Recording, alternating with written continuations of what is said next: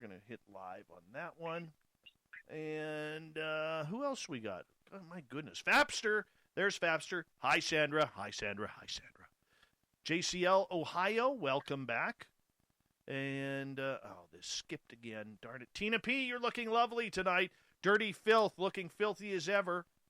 Troy SR71, good to see you. Thank you for joining us, buddy. Miss Dill, Miss Pickles, same person, different personalities, right there.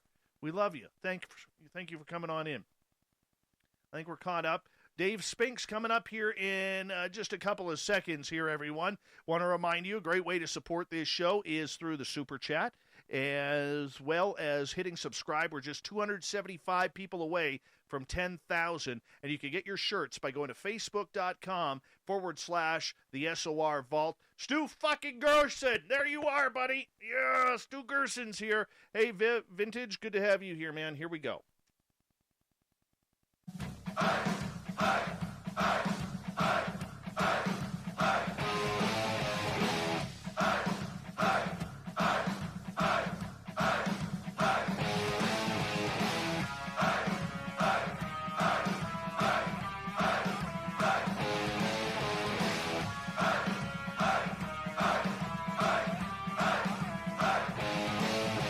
From the mountains of central British Columbia to you listening around the world, this, my friends, is Spaced Out Radio. My name is Dave Scott, sitting in the captain's chair of SOR headquarters.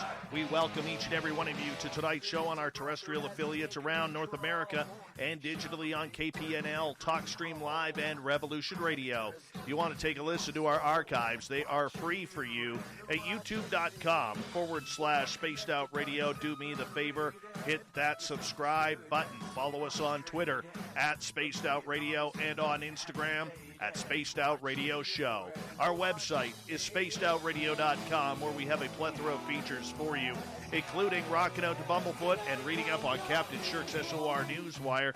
Tonight's show is brought to you by Chive Charities. Help make the world 10% happier by visiting Chive Charities today. You can find them on our website. Dave Spinks has been investigating the paranormal since 1986. Due to several experiences he had as a young man.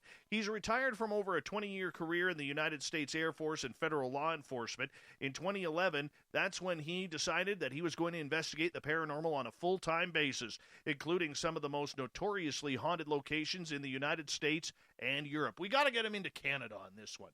Have to get him into Canada. We need Canada on that bio. His main purpose is investigating the paranormal and to try and answer some of the greatest questions in mankind's history.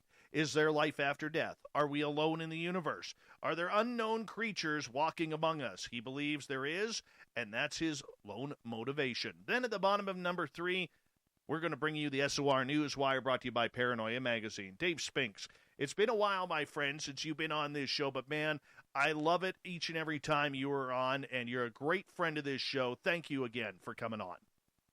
Hey, my pleasure, Dave, man. It has been a while. Hey, I want one of those T-shirts, by the way. Which one? Your SOR T-shirts out of the vault. Oh, you know what happens when you get yourself a Spaced Out Radio T-shirt, don't you? You get a free piece of coaxial cable autographed by Cable Guy Matt, my cable guy. You cannot buy these in stores, Dave. You cannot buy these in stores. I'll take it. Exactly. you know, it has been a while, but Dave, one of the reasons why I have a ton of respect for people such as yourself, good friends of yours and of this show and of mine, David Weatherly, Ross Allison, and people of that ilk and culture of the paranormal, is because you're looking for answers. You're going down every path possible in order to either come to its conclusion or to continue on as far as it needs to go. Why does your part of the paranormal differ from so many other people who are investigating this phenomena? Well, I mean, let's face it. I mean, me and the people I work with, we just try to keep it real. I mean, we're trying to find answers, as you said. There's others out there that do it for many other reasons, namely fame, TV, whatever you want to call it. But that's just a bonus to me. Yes, I've been on TV numerous times, and so have many, Weatherly has, and other people I've worked with, my buddy Sean Austin and Ross, he's been on TV, but we don't do it for that. We do it for, because we have a passion for this, and we're looking for answers. We've each had our own experiences in some sort of different fashion, but it all leads us to the same thing. We're looking for those answers. What was it we saw? What was it we experienced? How do you explain how something that you couldn't see touched you, and so many other things? I mean, like I say in my mantra, it's some of man's greatest unanswered questions yet, and that's why I do what I do. Dave, for people who may not be familiar with your work, tell us about some of these stories that happened in your younger days that really impacted your future with becoming a paranormal investigator. Well, first and foremost, the thing that really set me on my path in this field or these fields was back in 1983 with my grandfather, my dad's dad. We were on one of our yearly fishing trips here in West Virginia on the Gauley River, having a good old time catching our trout. We had cleaned them, cooked them up. It was getting right before dark, and out of nowhere, this humongous splash hits out in the middle of the river. We didn't see what caused it. It startled us. We jumped up. We're looking around. There was no other people around because where we hunt and fish is fairly remote. You might see a person here and there, but it's very rare that you do. So after we searched around for a few minutes, we didn't see anything floating in the water. We couldn't come up with a rational explanation as to what it was other than guesstimating, saying, well, maybe the other side of the river was fairly steep. Maybe a rock had broke off one of the cliff faces and rolled down and hit the water. We just didn't see it or hear it. Maybe a branch fell, but there was no evidence of any of that. So after several minutes, we sat back down and was just pondering that and relaxing again. And that's when I heard what sounded like something coming through the tree limbs. And I looked to my left, and I saw this humongous rock coming in an upwards direction through the trees from the other side of the river and come down and hit out in the middle of the river. Well, my grandfather saw it at the same time. We both jumped up, and these were huge rocks. These were not just something a normal human could have picked up and thrown. I mean, a grown man would have had a hard time reaching arms around this thing and throwing it. Picking it up, let alone throwing it, with that kind of force and that distance that we saw these things. So after that, I go to look at my grandfather, and he's running for the tent we had set up. There's a real nice beachy area right on the side of the river with rocks and everything, and we'd always camped there for years and fished. And I know then he's going back to get his squirrel gun, we call it. It's a single shot shotgun. And he came running back, and he, in his mind, he's thinking it's someone over there messing with us. So he starts yelling out, "You hoodlums, knock it off, or I'm going to shoot." Well, he didn't even finish getting that out of his mouth when you hear the most ungodly guttural roar come out from the other side in that direction where the rock came. And I mean, it still sends shivers down my spine. I used to have dreams about this growing up, and it scared me to death. The sound, because it's a fairly deep valley where this river is, and it just echoed down through there, and you could feel it just run through your body. I mean, that's the best description I can give you. Almost if you ever been to a concert and you can feel that bass going through your body at a concert, that's almost what it felt like. It was that powerful and that loud and that guttural. And after that thing roared, he cracked off a couple shots over there, and I looked at his face, and he was scared. Now, my grandfather was not scared of anything. This man was in the second wave at Normandy. He was a medic. You can imagine what he saw, what he went through. And he cracked off a couple more shots over in that direction, and then he yelled at me. He said, "Get to the truck, boy." Well, about 30 yards roughly from our position was our pickup truck that we had driven. So I ran over there, and I'm cowering down behind the front bumper, kind of peeking around in the direction that all this ruckus is going on. And this thing's roaring over there, yelling and shaking the trees. But these are 40, 50, 60-foot sapling trees, a good 6-8 inches around. And this thing is just shaking them all the way to the top. So whatever it is, I'm scared to death. It's very powerful. And it's roaring, just raising hell, basically, and I don't know how many shots he cracked off, 4 or 5, 6 maybe out of that old single shot shotgun. And as he's doing that, the thing it's yelling louder and louder.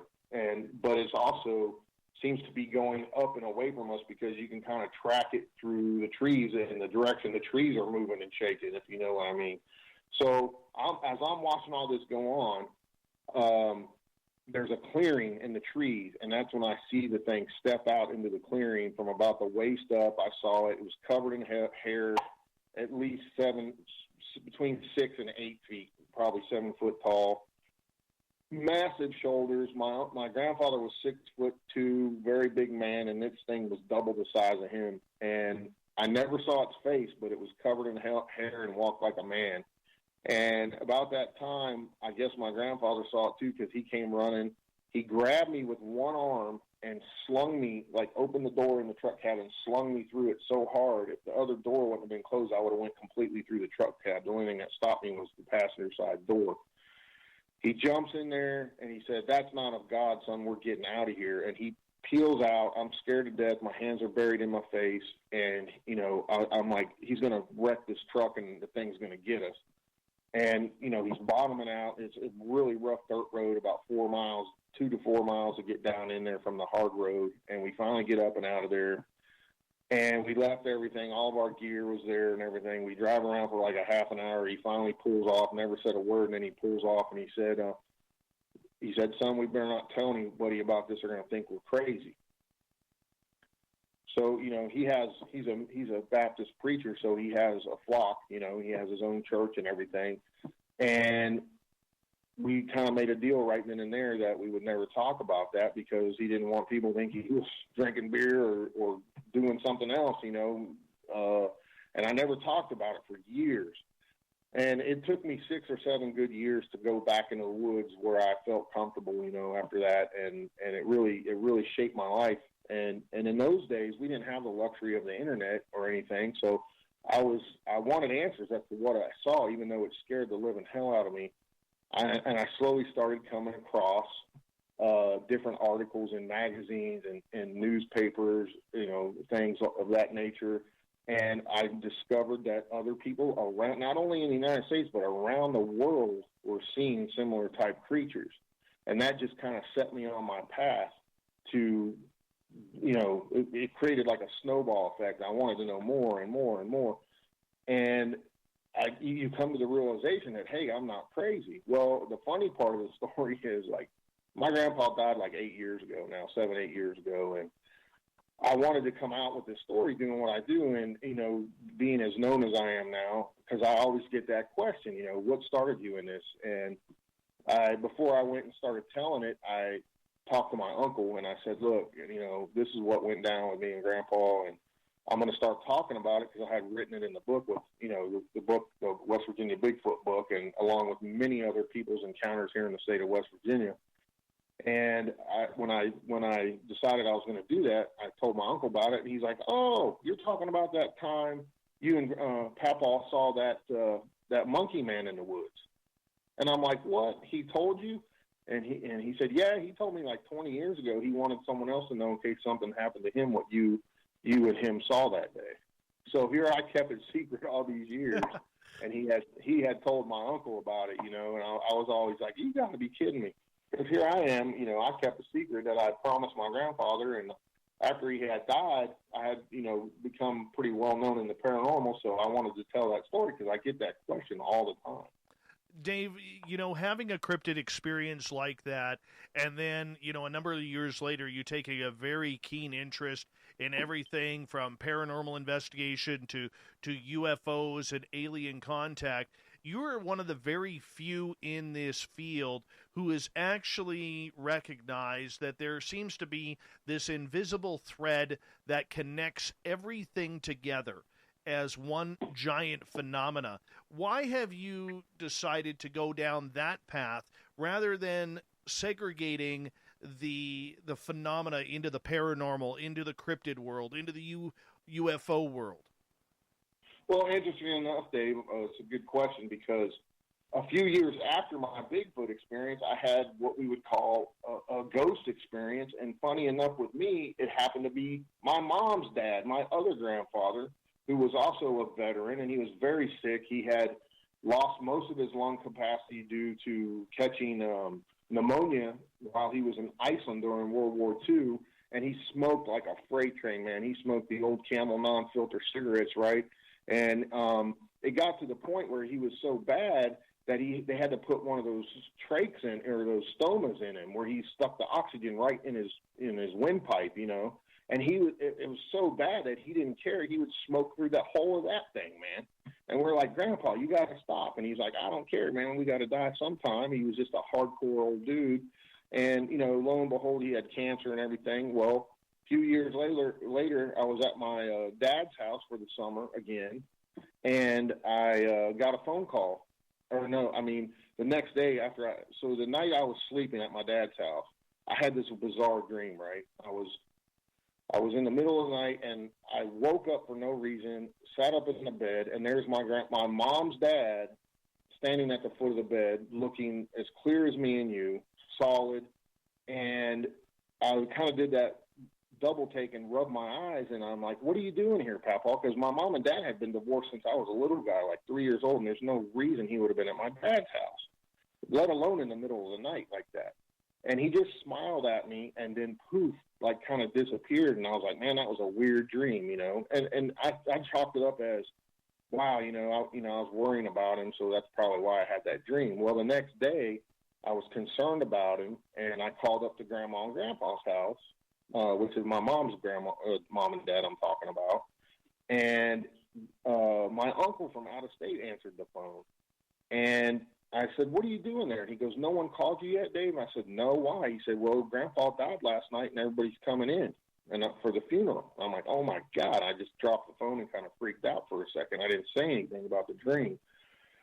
So, you know, we went ahead and did the funeral and all that, and, I never told anyone about that weird dream that night before that he died until about 6 months later. A bunch of us were visiting my grandma up at her house, and we were eating and everything, and that little voice in your head, was telling me, come out and tell them, come out and tell them. And I'm like, man, they're going to think I'm crazy, but screw it, I'm going to say it.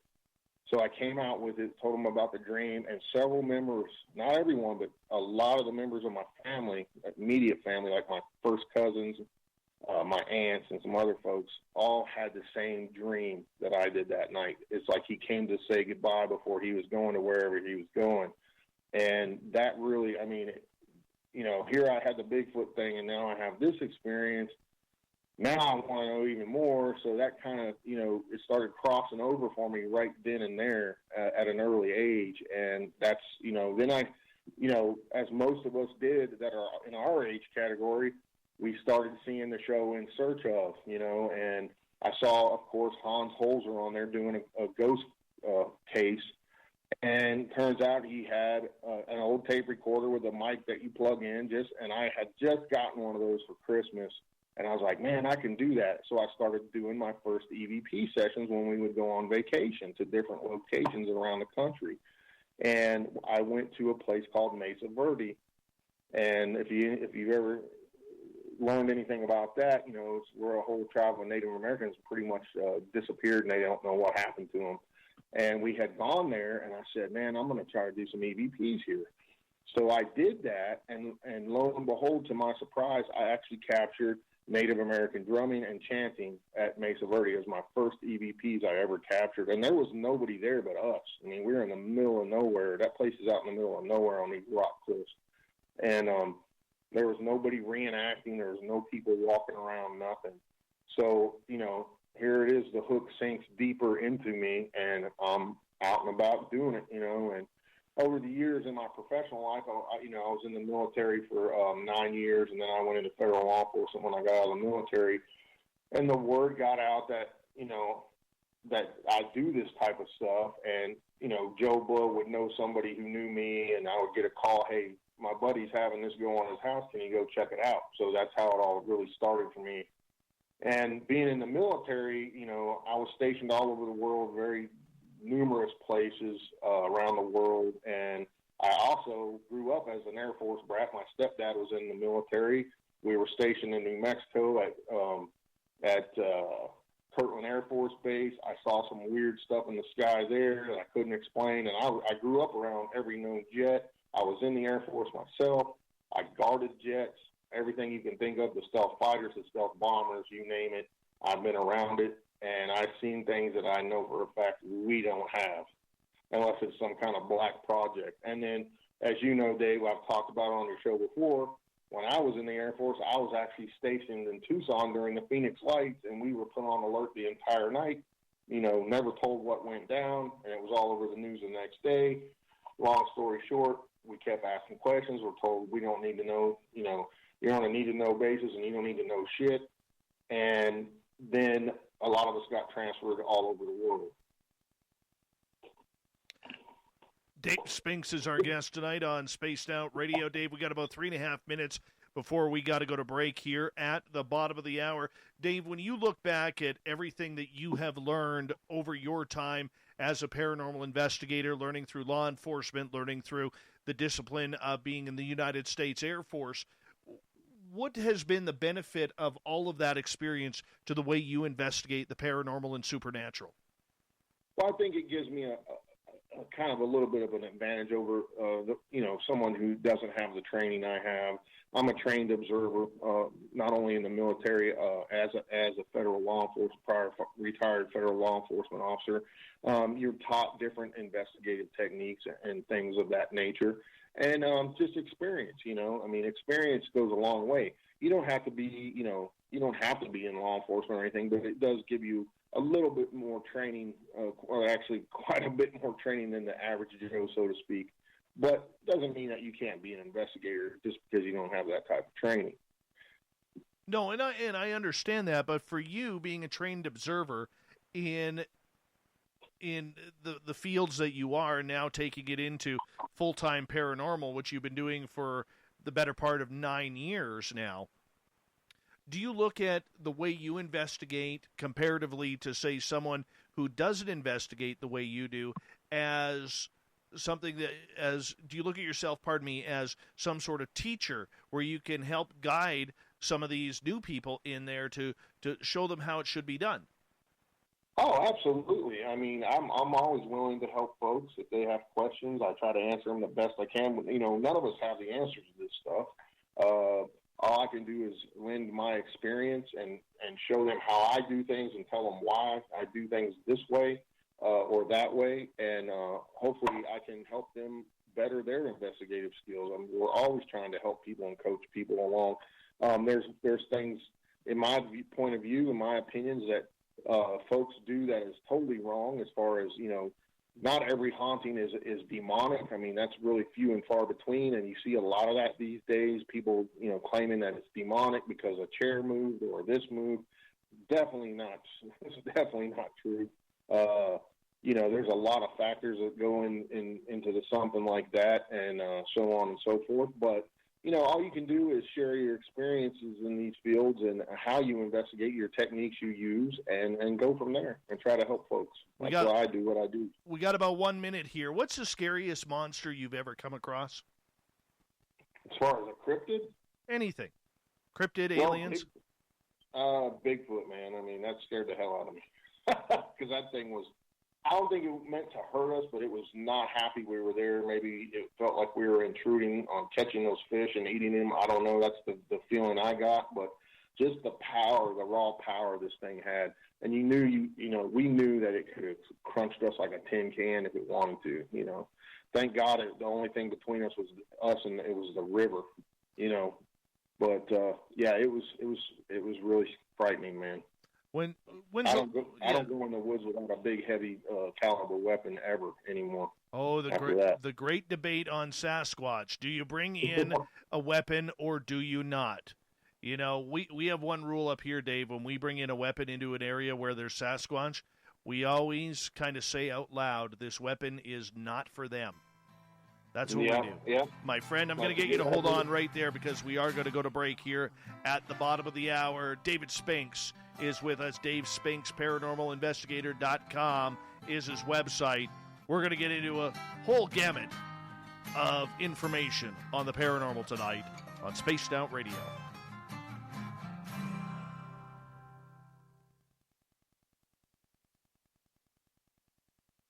All right, man, we're clear. All right, cool. So since the last time you were on, and I forgot to mention this before, during the breaks we are still live on Hot on Mic on YouTube. So Roger that. Yeah. What's up, YouTube? Yeah, they're good, man. They're good. We got 92 people in here so far. Nice. Yeah, they're pretty good. They're pretty good. You should check out my YouTube channel sometime. Well, shout it out, man. It's Real Supernatural, and we have two of them. Me and Weatherly have Society of the Supernatural, and I have another one called Real Supernatural. Check it out. Subscribe. There you go. Yes. Thanks, man. No problem, man. Anything for you guys. Anything. All right. So how's the weather up there, man? You getting any snow or what? Oh, dude, it is unseasonably warm and damp here. Really? Yeah, we have like a Vancouver type weather system in here, and like last year at this time, I had about 2.5 feet of snow, and I've maybe got 1.5 inches, 2 inches right now. Oh, that's not bad. We got our second snow here, man. It was really nice, and it snowed like 8 inches. Yeah. And then the next night snowed another 4, and then it melted off in 2 days, and then it snowed again last night like 5 inches. Oh. It was kind of weird weather, man. Yeah, I'm good for squatting. Oh, you know we don't squatch around here, buddy. That's where I drop the gloves.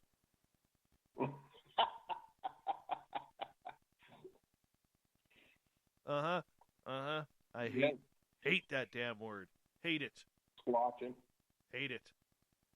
Yeah, I was teasing you. That's why I said I know you do, you dirty bastard. Weatherly does the same thing. Yeah. So earlier today, about 1 o'clock my time, so about 8.5 hours ago, right across the street from my daytime job, we got this run-down grocery store. It's just disgusting. But their deli is fantastic. Absolutely fantastic. So I go get myself a homemade sandwich, right? And it's probably, the way they pile it on, it's probably 2 inches thick with meat and cheese and lettuce, tomato, onions, just everything I like. I have had the worst indigestion since that sandwich. I order the same sandwich every time. I never change. And I've got the worst indigestion tonight over it. Feels like, just my chest is like, indigestion, you asshole. Take that for eating that good sandwich. Right? They probably, maybe they changed the bread recipe or something. Troy SR71, Dave, wants to know, are you an In-N-Out burger guy or a Five Guys burgers guy? I tried them both. I like them both, to be honest. Yeah. Yeah, I find them both decent. Okay, Dave, I've never asked you this. This is a serious question here.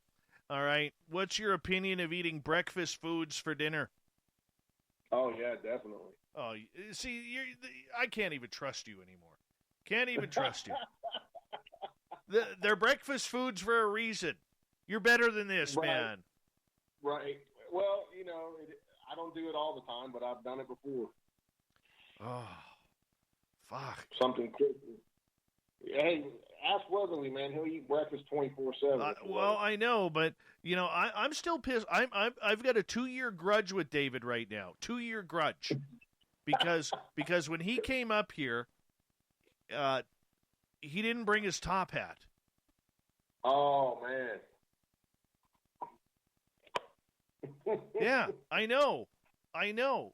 So I've never seen him wear the top hat around me either. So I told him point blank, I said, when you come up here again, when you and Ross come up here, I said, you're not going to be allowed across the border unless you have your top hats. Screw that. I'm going to go I got to find one now. Hold on 1 second here because we're about 10 seconds away. Thank you to everybody who's given us a thumbs up so far. Thank you to For the 93 people here, a great way to support the show is through Super Chat or do a little shopping at facebook.com/the SOR Vault. Here we go.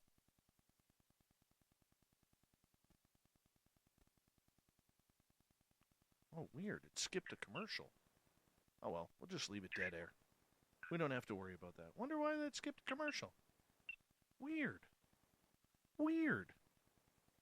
Ghost in the machine. Yeah. That's a little weird. Oh, well. I guess something timed out. That's okay. We're good. We is good. Here we go now.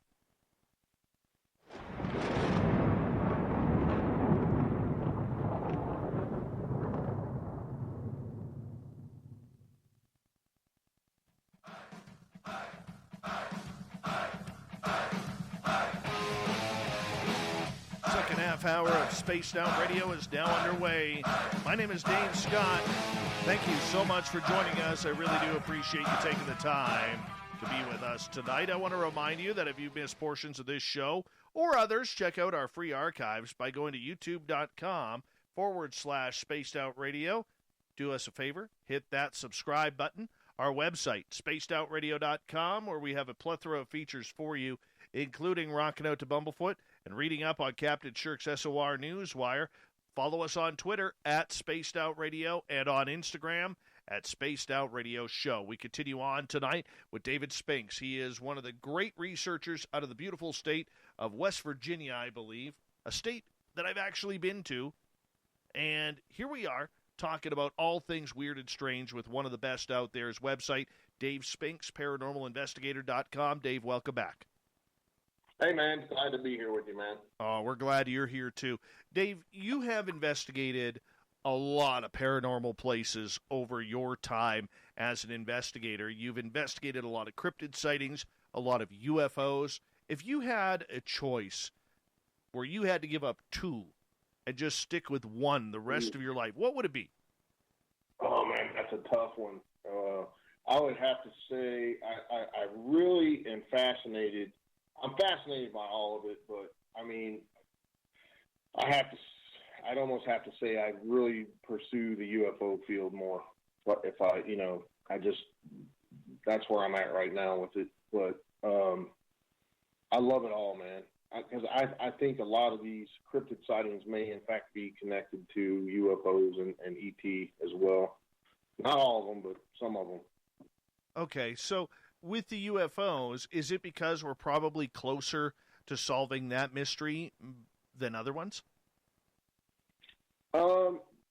Yeah, I think so. I think, it's so weird, over the last couple of years, it seems like more and more things are coming out through government channels and different people in the government, high in the government, in other governments, not just ours, but other people in other governments are coming out. What was it, just a couple of days ago, this Israeli guy, or whatever he was, came out and said that we're not ready and there are aliens here and we know about it, Trump knows about it, and we're just not ready. How true is that statement? I don't know, but it just seems like more and more things are happening. More, NASA over the last few years has come out and shown the unbelievable numbers of Goldilocks-type planets near to us, to our system and everything else. And, we're just seeing with the advent of technology and everybody's got a cell phone camera, just more and more things happening. It's just phenomenal. Do you have a case that you could share with us from the UFO world that just kind of blew your mind? Well, there's several, believe it or not, here in West Virginia that, and they're not, in the 60s, West Virginia was categorized by mainstream media as the UFO capital of the world. Not a lot of people know that, which is kind of weird because we had, you had the 1952, that whole wave that was hitting the East Coast, UFOs over D.C., UFOs all over West Virginia and the East Coast. Pilots were chasing these things down, shooting at them and crashing and burning, and it was labeled training accidents. But then we had the famous 1952 Flatwoods monster case right here in West Virginia. It was investigated by Blue Book and everything else. And, of course, they put their label on it that it was misidentification. But if you do any research into that case, you'll realize very quickly that it was a major cover-up. And then it kind of got snuffed out fairly quickly a few short years later by the Mothman incidents that occurred here in Point Pleasant, West Virginia, and the surrounding towns in Ohio and everything. But during that time, right after the Flatwoods Monster incident, if you do any research, a program was installed here in Greenbank, West Virginia. It was by Frank Drake and Carl Sagan. The very beginnings of SETI happened right here in West Virginia at the Greenbank Observatory, a government-funded project, a huge telescope, the largest movable telescope in the world is here. And to this day, they are searching for ET signals right there here in West Virginia. So as far as your question goes, there's so many cases I've looked into, and a lot of them are older. There's numerous abduction cases. There's numerous mass sightings. In a town not far from where I live, the whole town, a little town called Mount Hope, the whole town saw a huge flying object hovering over their town, so much so that they put a monument there, and it was there for years, and then all of a sudden it was just taken out and mowed down, and apartment complexes were built there. So, that's a very compelling case, but there's just no information, and most of the people that did witness this are dead or nowhere to be found. That's one case I've looked into here in the state. There's another one that's very similar in Raynell, West Virginia. It's about 25 miles from my house, where the whole town, or a lot of the town, saw a huge cigar-shaped object hovering over the town, moving slow, right over the center of town. It was witnessed by numerous military members, ex-veterans and whatnot, that happened here, and they still talk about it to this day. There's just a whole bunch of them. I mean, I've got, I wrote my Real West Virginia UFO book. There's just hundreds of encounters right here in West Virginia. Numerous people I've interviewed, along with other newspaper articles and things I've collected over the years, and people's firsthand accounts. So, I put a lot of work into that book, just kind of giving short descriptions of some of these accounts. And a lot of them you can see right on the MUFON page as well. There's a lot of crossover there. People had reported those over the years to MUFON as well. Dave, we have had so much evidence over the last 70 years that this phenomena is extremely real and is happening. Why do you think so many, from the mainstream media to politicians to scientists, still refute the fact that there is plenty of evidence and acknowledgement by government officials to everyday people that this phenomena is happening with ETs and UFOs, and yet it's still in so much denial by the majority of people out there? Well, first off, you got to think, okay, they've lied to us for so many years. Are they going to keep lying, or are they going to come out and say, well, we lied to you guys for all these years? I think that might be one factor. Another factor is that it will change history as we know it, and people will soon realize that, hey, they've been lying to us about our history this whole time. And I think it would cause a lot of problems for the governments of the world, not only us, but other governments as well. But, at some point, they're just going to have to say, when do you say when? When do you cry uncle? Because they might as well just come out with it, because people are, in my point of view, my opinion, I think people are very ready to handle this. I think we all have that little voice in our head, or whatever you want to call it, that says, we're not just from here. There's something else to it all. And I think I don't think it's going to change religion that much, other than the fact that a lot of the things have been twisted to fit the status quo, so to speak. Like, it's all about money. It's money driven, fear driven, and everything else. But I still think people are still going to, for the most part, believe in what they believe in. I don't think it would change people's belief systems that much personally. I think they say, well, if you believe in God, if you're a Christian, what's to say God didn't create other intelligent species around the universe? I mean, that's common sense, you know? So, yeah, there'll be some people that freak out and wig out and whatever, but for the most part, I think people are more than ready to handle something like that. Okay, so the fact that we have all of this information and the fact that, you know, sightings increase. Over the weekend, there was just a report out of New York that UFO sightings have gone up by 283%. New York's not that far from where you are. Are more people now starting to pay attention? Oh, yeah. I mean, I think people are, you know, like I said earlier, you know, everybody has a cell phone that has really good cameras on it, and people are capturing more stuff and seeing more things. And at some point, it's just going to, I mean, you know, they just got to admit, hey, you know, there's something else going on here. Maybe they're scared because they don't know what it is, or they know that a technologically superior race of beings is visiting us, and there's nothing they can do about it. Maybe that they don't want to admit, hey, you know, we know they're here, we can't do anything about it, and maybe they're scared people will go into mass chaos for that purpose. I'm not sure, but, you know, it seems to be an ongoing thing for many, many years with the military and everything else, you know, these craft, these things shutting down our nuclear missile bases and everything else. It could be terrifying, you know, but it's so obvious that if an advanced race of beings can travel through time, whether it be interdimensional or travel from planet to planet, they definitely could kick our butts anytime they wanted to militarily, you know.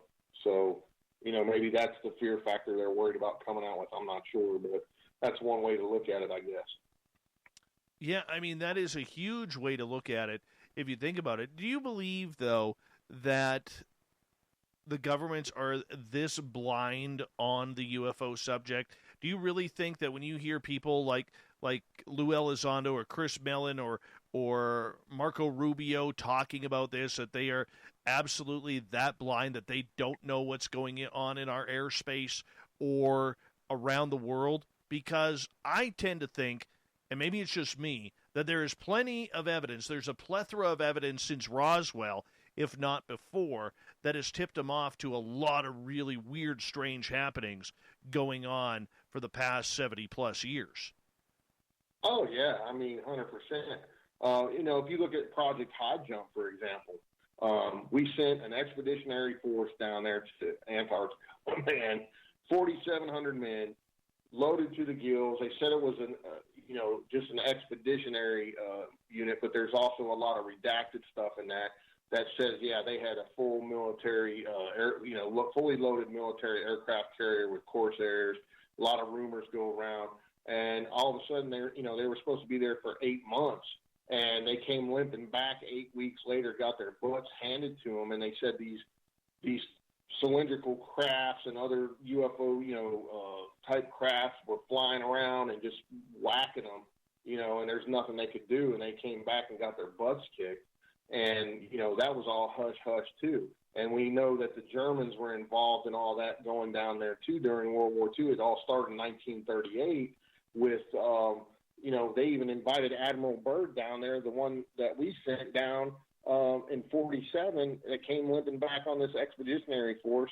And, the Germans had already been down there and said they found, supposedly their leader of their subunits, I forget his name off the top of my head, but he was, one of the head guys in the Waffen SS. And he said that they were very proud that they found a so-called paradise under the ice sheet of Antarctica. And they were going to build bases and everything down there. And we went down there because we couldn't allow the Germans to be in the Western Hemisphere. It was all part of the Fourth Reich and not the Third Reich after Hitler. And we went down there and we got our butts kicked by something. Nobody knows what for sure, but there was a lot of rumors and a lot of talk that the Germans were working hand in hand with possible aliens and were flying these craft that could go from pole to pole in a matter of minutes or seconds, flying 20+ thousand miles an hour. So if you go and take all that into account, then wow, what's really going on here? Oh, true enough. There's a lot of mysteries that are tied to everything. But when you look at everything that you have studied. And I look at you similar to, even though you're not delving into what David Paulides is doing, okay, he's kind of got that market cornered with the missing 411. But if you look at all the evidence he has collected and the evidence you have collected, David Weatherly or people along those lines, Timothy Renner is another good one like you guys, who have literally collected all of these intertwining pieces of evidence. Are we really maybe on being hunted? Are we maybe being used as scientific experimentation, whether it's by Bigfoot, whether it's by aliens, or something else mythical that we don't even know? I think that's a definite possibility.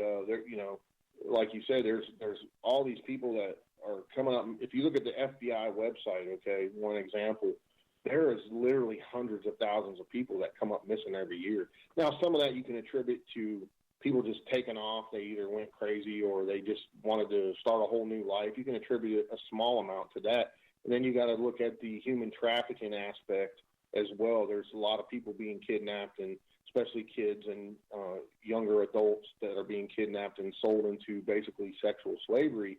But on the other hand, when you look at stuff like Pilates and other people have collected, there are people that are coming straight up missing who disappeared literally in front of people's eyes, their family members and other things, and never to be heard from again. In some cases, as he talks about, their clothes were folded neatly on a rock or whatever the case, or people look like they walked through a doorway and they just disappeared. There's so many accounts out there of just people coming up missing.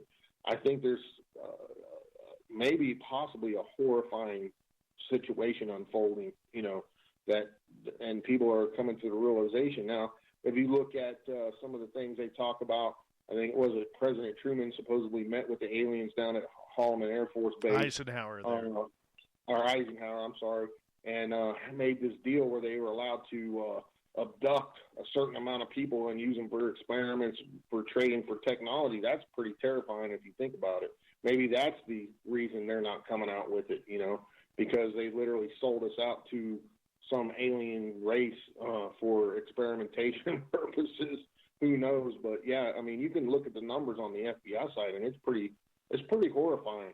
It equals out. We actually had this conversation with Butch Witkowski recently, and it equals out to something like 65,000 Americans a year just vanish, vanish into thin air. Vanish. Yep. That's a lot of people. All right. So the fact that this is going on, and the fact that we really don't know what the government knows or what anybody knows regarding this, it's outright conspiratorial, Dave. We can sit here and say, look, the Greada Treaty between Eisenhower and the aliens may or may not have happened. We could say that Bigfoot likes to fold and press laundry before it takes a child in the forest. But, I mean, the one thing that I find that I think is most curious, and I'm curious to get your opinion, is we got about 5.5 minutes left before we got to go to break at the top of the hour. My opinion on a lot of this is portals. I really do believe that a lot of these people who go missing and just vanish are somehow, one way or another, walking into a portal. They don't even know that it's happened.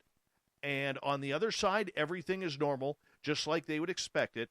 But on this side, they're gone. Well, we've touched on this before.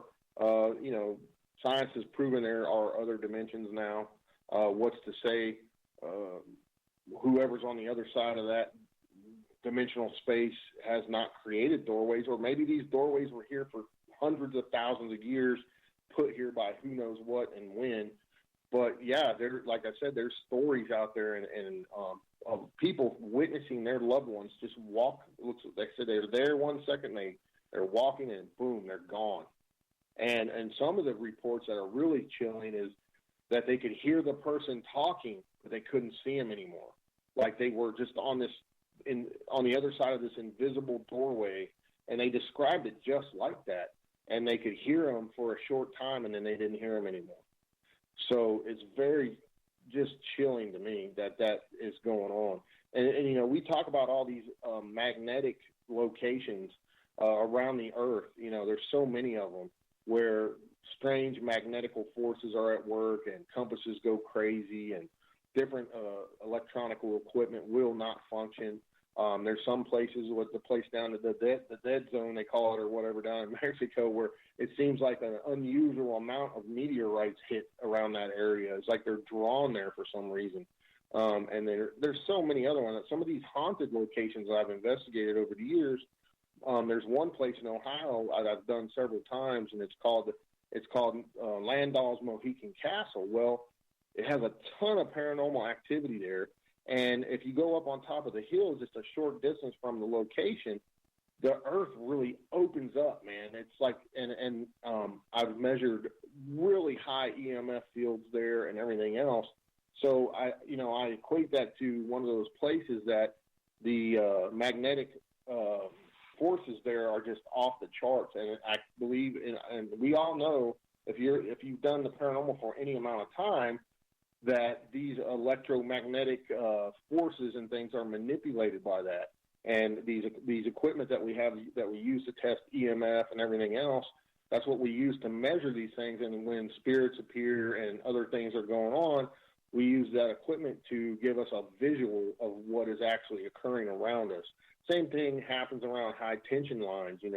They put off an extreme amount of EMF and everything, and we use that equipment to try to help debunk cases or confirm, hey, there's something going on here that we can't explain. And this is possibly why, because this area is high in EMF, and the magnetic forces that are occurring here are causing some of these things. And the Russians did a very in-depth study on EMF and the effects on humans, and they discovered that it affected everybody not the same. Some people had extreme reactions to high EMF, and others had mild, and some had none at all. So it affects each and every one of us differently. It can cause hallucinations and everything else. So, is that what's going on in some of these cases? Possibly. I think it's all interlinked in some aspects, and it deserves further study in my opinion. We got time for about one more question here with about 2 minutes to go. David, the scientific community seems, as we mentioned, to really kind of shove this to the side, the woo side of everything to the side. I mean, I've had my own critics come out and say that this show is way too woo for anybody to take this seriously. I'm wondering, from a scientific perspective, because you have worked with scientists over this, how do we combine scientific study and proper scientific study with the idea that the woo is something that needs to be really looked at as well? Well, first and foremost, I think there's very few scientists out there, I'm using that in a broad range, that are open-minded, because they think in a scientific manner where they have to be able to measure things and everything else, and if they can't recreate it in a lab, then it's bunk. It's nothing. And that, let's use the word paranormal. That's what it means. The unexplained, the unknown. We can't measure all these things at this point yet. Maybe someday someone will come up with something that gives us a better tool to be able to measure certain things and whatnot. But it's the unknown. It's the unexplained. If you have a scientist of a certain whatever they're into, and they're not open-minded, they're going to automatically debunk everything you say, and that's just how it is. It's unfortunate, but luckily there are some scientists out there that do have an open mind, and they're trying to find answers. They're trying to create tools in order to measure these things. So, until we get more of that going on, then we're just going to be left to our own devices, so to speak, and try to do the best we can, at documenting unexplained phenomena and such things as we do now. David, I'm going to get you to hold on right there, because we are going to go to break at the top of the hour. And when we come back, Dave, I want to get into some of your paranormal experiences, because you own a very, very haunted house. Yeah. And the experiences there are phenomenal, as well as you have gone through a bunch of the most haunted locations in the United States, and I want to know what the best one is out there. David Spinks is with us. Dave Spinks, ParanormalInvestigator.com is his website. Hour number 2 of Paranormal coming up here on Spaced Out Radio.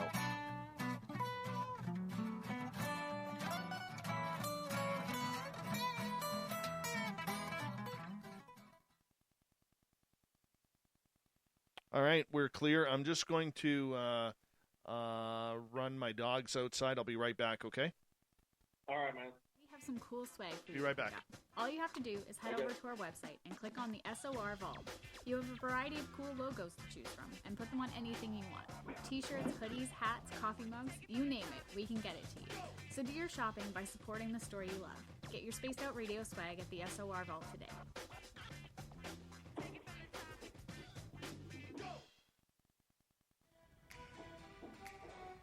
Are you an experiencer of something strange that can't be explained? Do you want help finding out what's going on? I'm Ryan Stacy, head of the Experiencer Support Association, otherwise known as TESSA. We've teamed up with Spaced Out Radio to investigate cases filled out in the SOR Sightlines report. We are independent and there's no cost to what we do. All we need is your experience. Let's find out what's happening together on the SOR Sightlines report. We all know on Spaced Out Radio we love a good beard and mustache, so why not take care of your facial hair with Mighty Moose Beard Oil? Made in Canada, we're taking care of beards and stashes around the world. We use 100% natural ingredients with our oils and balms to make your whiskers feel silky smooth. Use promo code SOR2019 at MightyMooseBeard.com today.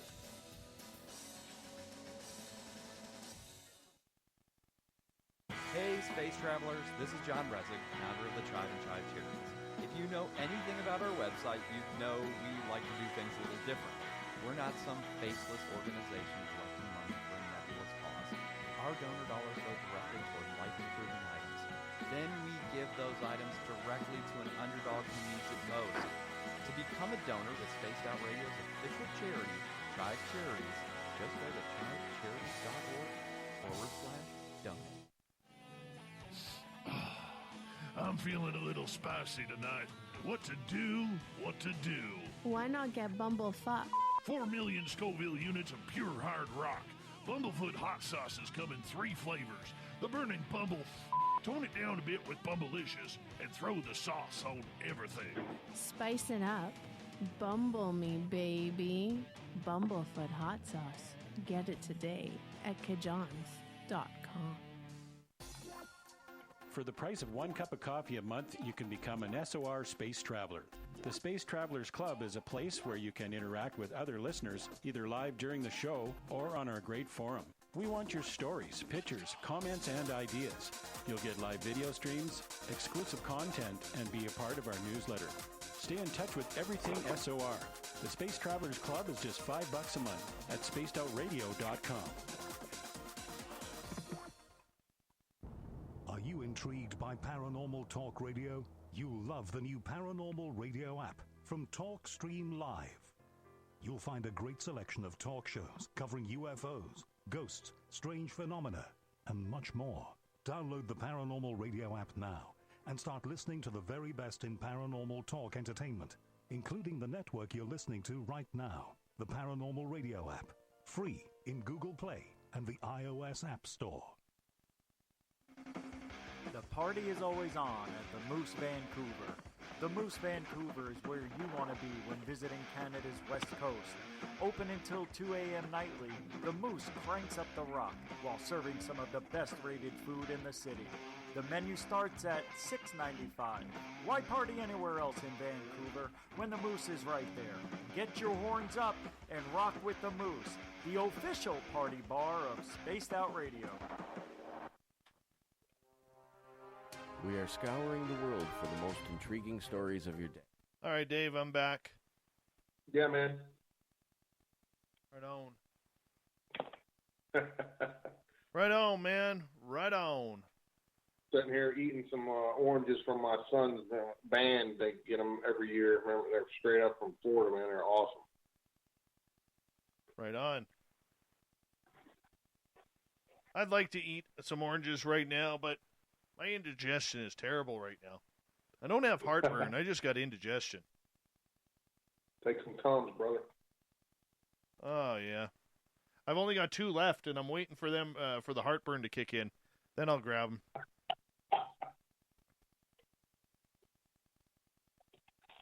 What have you been doing to stay busy on this COVID crap, man? Working my daytime job and basically the show. I've been so busy that I haven't even had time to think recently. Well, that's could be good or could be bad, I guess. Depends on what way you look at it, right? Kind of a combination of both. I mean, what's been really cool is watching our audience here grow immensely since COVID. It's phenomenal. That's awesome. Mm-hmm. Well, people are stuck at home, and oh yeah, they got more time to watch things, I guess. Absolutely. Hold on a second, my friend. We got about 15 seconds. Hey, everybody on YouTube, just want to remind you that a great way to support this show is give us a thumbs up, hit that subscribe button, do a little shopping at the SOR Vault on Facebook, and here we go with hour 2. Oh, maybe not. I'm missing a commercial here, too. Okay. Well, that works, too. So we got about 19 seconds. I want to remind everybody as well that it's facebook.com/the SOR Vault.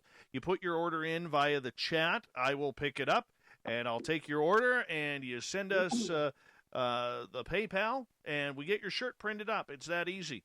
That easy in order to make it go. Here we go. You're listening to Spaced Out Radio with Dave Scott. Follow Dave on Twitter at Spaced Out Radio and on Facebook, Spaced Out Radio Show. Hour number 2 of Spaced Out Radio is now underway. My name is Dave Scott. Thank you so much for taking the time to join us tonight. We really do appreciate it. Want to say thank you to everybody tuned in on our terrestrial affiliates around North America, as well as digitally on TalkStream Live, Revolution Radio, and KPNL. Remember, you can check out all of our archives for free by going to youtube.com/Spaced Out Radio. Just do old Davey the favor, hit that subscribe button. The Desert Clam has set the password for tonight in the SOR Space Travelers Club, Kenophobia. Kenophobia is your password.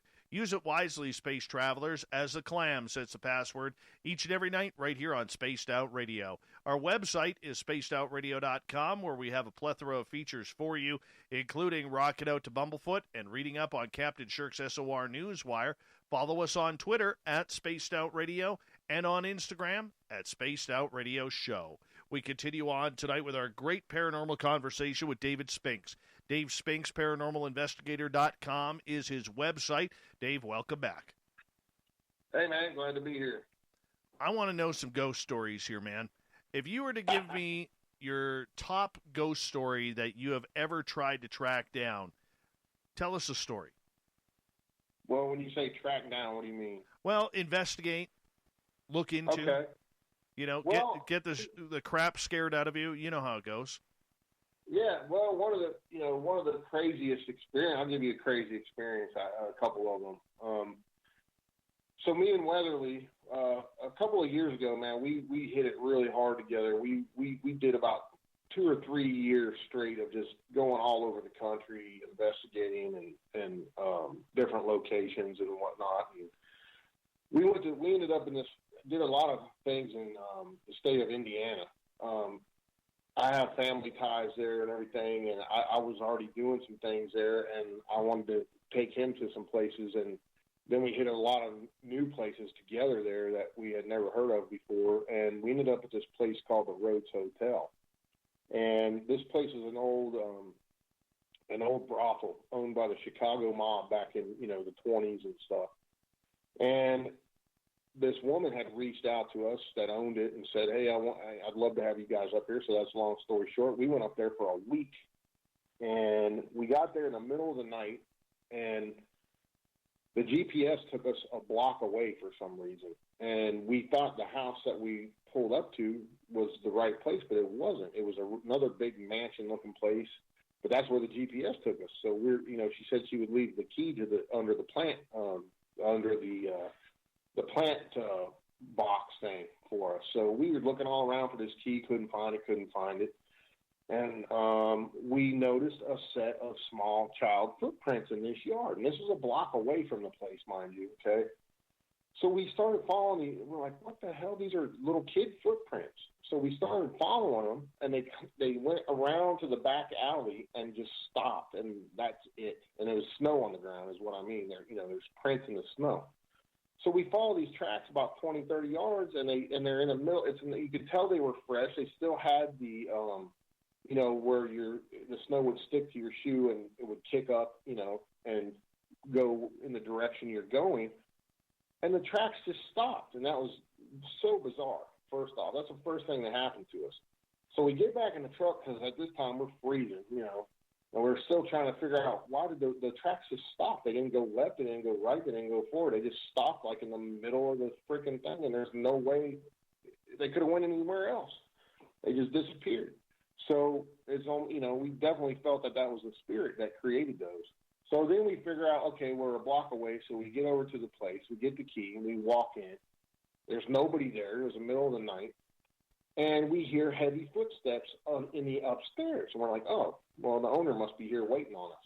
We didn't see any car in the driveway or anything. So we kind of call out, hey, we're here, blah, blah, blah. Don't hear anything. And then we hear the footsteps, heavy boot sounds come down the stairs, and the front door opens. And we run over there. And this is a big place, mind you. We run over there. The front door's open. And there's nobody, no foot tracks in the snow, no anything. We're like, whoa, that's freaking crazy. And so we shut the door and everything, lock it, all that. We start getting our gear in there, and we go upstairs because we're just tired. We had driven all night and everything, and we start looking at the room, say, well, I want to take this room and you take that room, whatever. And we start hearing this tinking sound, like pink, like metal hitting metal. And we're walking around, and in one of the rooms we walk in, there's a freaking pickaxe sitting there in the middle of the freaking room. We're thinking, holy crap, that's the sound we're hearing. It's a pickaxe, But of course, there's nobody there. So that was our introduction to that place. So the next night, we had a little charity event we said we would do for the owner. It was like for the local soup kitchen, everybody. We had everybody come in, and we were going to talk and everything. There was like 30, 40 people there, and we had some friends of ours there talking too, and everybody's payment was to bring in a couple of cans of food, and we donated it to the local, food shelter there. So as we're doing that, we decided, we're going to go live on my YouTube channel. So we go upstairs in the brothel part of this place, and we're in the main bathroom. It's a real big high ceilings place and everything, and Weatherly's doing a ghost box session, and I'm filming him. So I go in there to take a static meter to set down because he started getting a lot of negative stuff come across the ghost box. And as I bend over to set this static meter down, I feel this force go right through me, and it knocked me backwards. I got really dizzy, and I almost passed out. I got tunnel vision and everything. He goes, what happened? And I said, I don't know, man. I just felt like something hit me. I never fell down, never hit my head on anything. I just kind of went back against the wall by the door, and I was like, man. And he's like, you don't look good. You better sit down. So I go back behind the camera, and I start filming him as he's doing this ghost box session, and I kept feeling these cobwebs. If you go into a basement and you feel that cobweb sensation on your head, I kept wiping that off because I felt like I got cobwebs on my head. And he's doing this ghost box session, and this same voice keeps coming on there. And he goes, what's your name? He's like, who are you? And this thing said its name was Ian. And we're like, that's a strange name, whatever. And he said, well, what'd you do today, Ian? He goes, I hit him.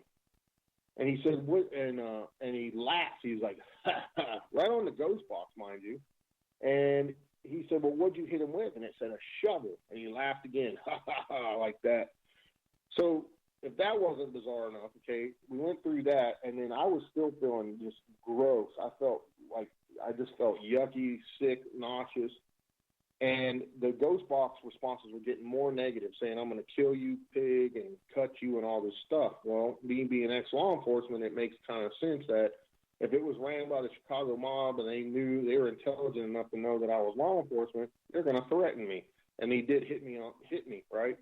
So he decided to shut it off. And mind you, we got 20 people down the stairs watching this live feed. I'm on camera the whole time, Weatherly's on camera, and we shut it down. We go down there, and I'm still feeling real yucky, and I sit down in front of everybody, and I feel that cobweb sensation on my head again, and I wipe my head, and there's a massive lump on my head, and I'm cut and I'm bleeding. And I'm like, holy crap. And, you know, we took pictures of it, everything. And when you realize that something that you cannot see has enough juice to punch through to our reality and do something to you physically, it's pretty unnerving. And that's exactly what happened to me. And the very next night, all the people left that night. You know, everybody was like, what in the hell happened? Everybody saw I never fell down, never hit my head. Nothing like that happened. The very next night, we're downstairs. It's just me and Weatherly now. We're in the dining room area, and we film everything, you know, and he's got the ghost box going again, same ghost box. Well, the same voice comes on there again, and it starts threatening him, and he's like, you know, he's kind of giving it down the road a little bit, saying, you know, you shouldn't be attacking people, you know, don't be attacking, you know, da-da-da. And then the voice starts threatening him on the ghost box, telling him it's going to cut him, slice him, and all this stuff. Now, mind you, it's cold. It's the middle of winter. I think it was like a February or January. I can't remember. I have to look it up again, but this is several years ago. And that voice is threatening him. Well, David's got on like an Under Armour shirt, long sleeve, with a T-shirt over that, tucked into his pants with a belt on. As this thing's threatening him, a few minutes later, he's like, dude, my back is on fire. It's burning. And I'm like, don't freaking move. Just turn around and walk backwards to the camera, because I wanted to make sure everybody saw if anything happened to him, we got it all on camera, and he was on camera the entire time. So he backs up to the camera. I pull his shirt up, and I kid you not, from his left shoulder blade down all the way past his belt line where his belt is, there's 3 ginormous scratches that were welded up, just getting ready to bleed. And this thing was threatening him that it was going to cut him, slice him, and all this stuff. And within a couple of minutes, he immediately goes outside, starts dry heaving and throwing up, and he was affected tremendously. So both of us were not only, you know, we were physically attacked by something unseen at that location. And we had all kinds of other things happen, the normal, you know, paranormal gamut, unexplained noises, banging, and other things go on there. And it was just a phenomenal, unnerving experience. And that's one of the most craziest investigations we ever did together. And, you know, another one. Well, let me just, before you continue on, let me ask you this. Because for a lot of people who go into the paranormal world, they don't see it as being violent. They don't see it as there are potential repercussions. How do you deal with a spirit that is being violent? Well, I mean, one thing you could do is, depending what your religious background is, you can do different things. You know, some people like to use sage. Some people use blessed holy oil, holy water, and you can try to, you know, if it's demonic, those things will work. The holy water and blessed oil will work. If it's not, you just try to protect yourselves with your religious background, and it doesn't always work. I'm here to tell you, you know, I've seen things done, and then it gets worse, you know, and people are attacked worse. So you never know what you're going to get when you're dealing with these type of things. That's why we call it the unexplained and whatnot. But you know, you can be attacked. It can be very dangerous.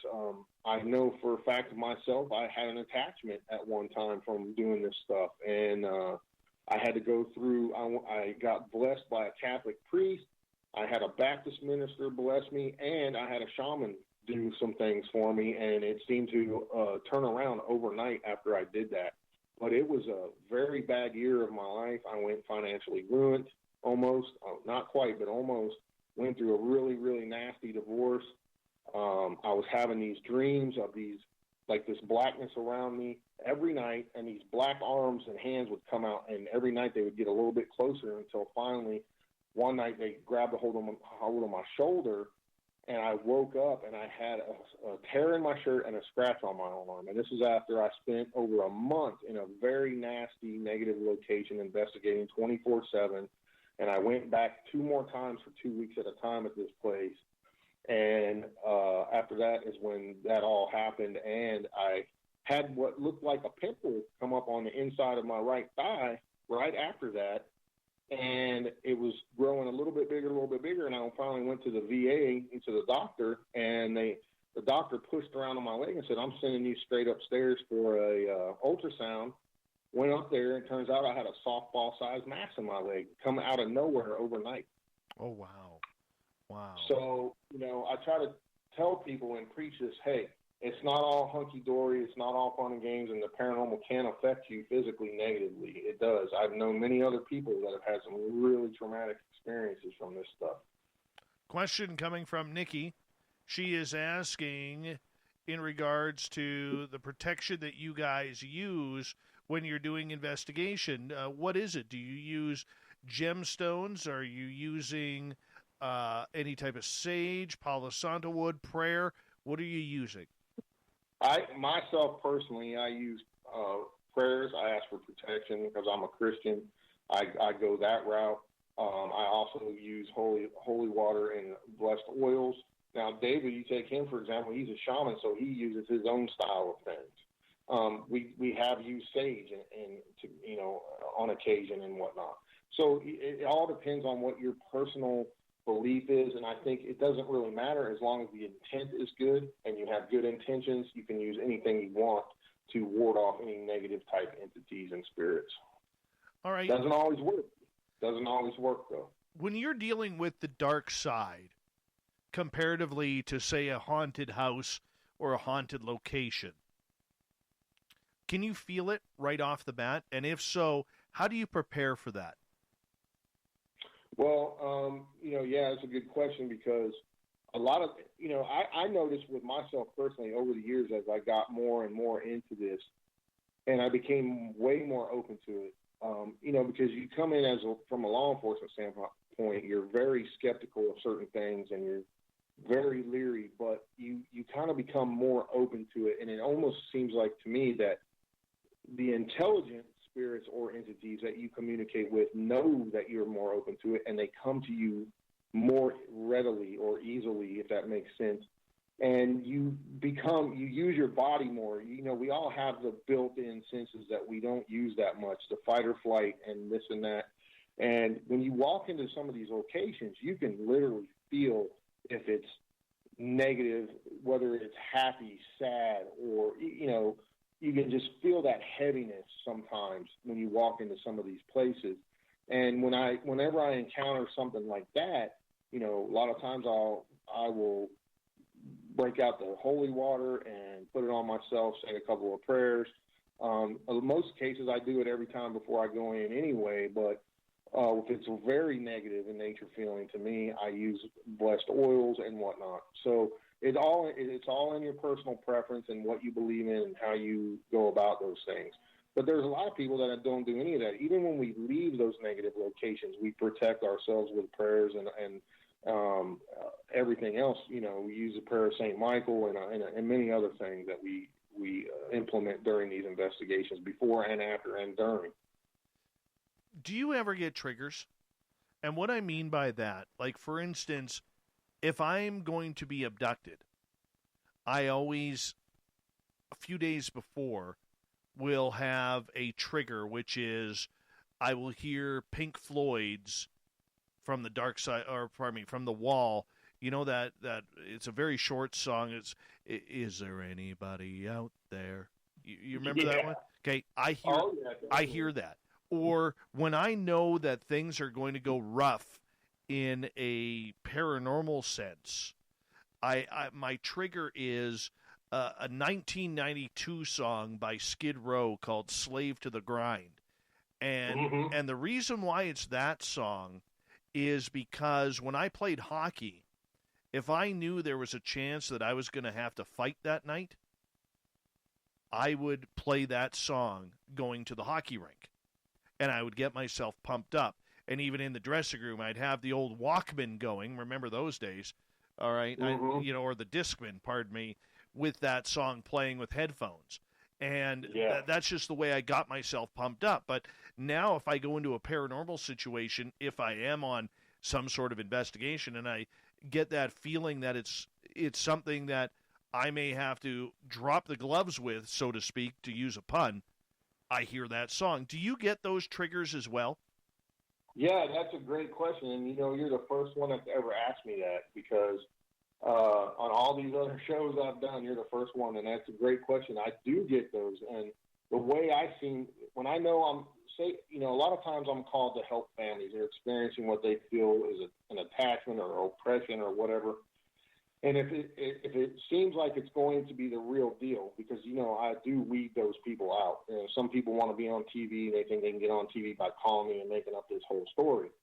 But a lot of times when it turns out to be the real deal, I will notice that there's all these little things that happen that try to keep me from going there and helping this family or this person or whatever the case may be.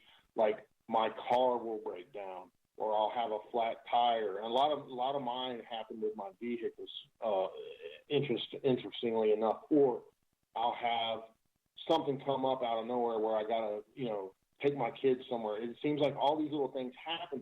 It's almost like it's trying to keep me from going there.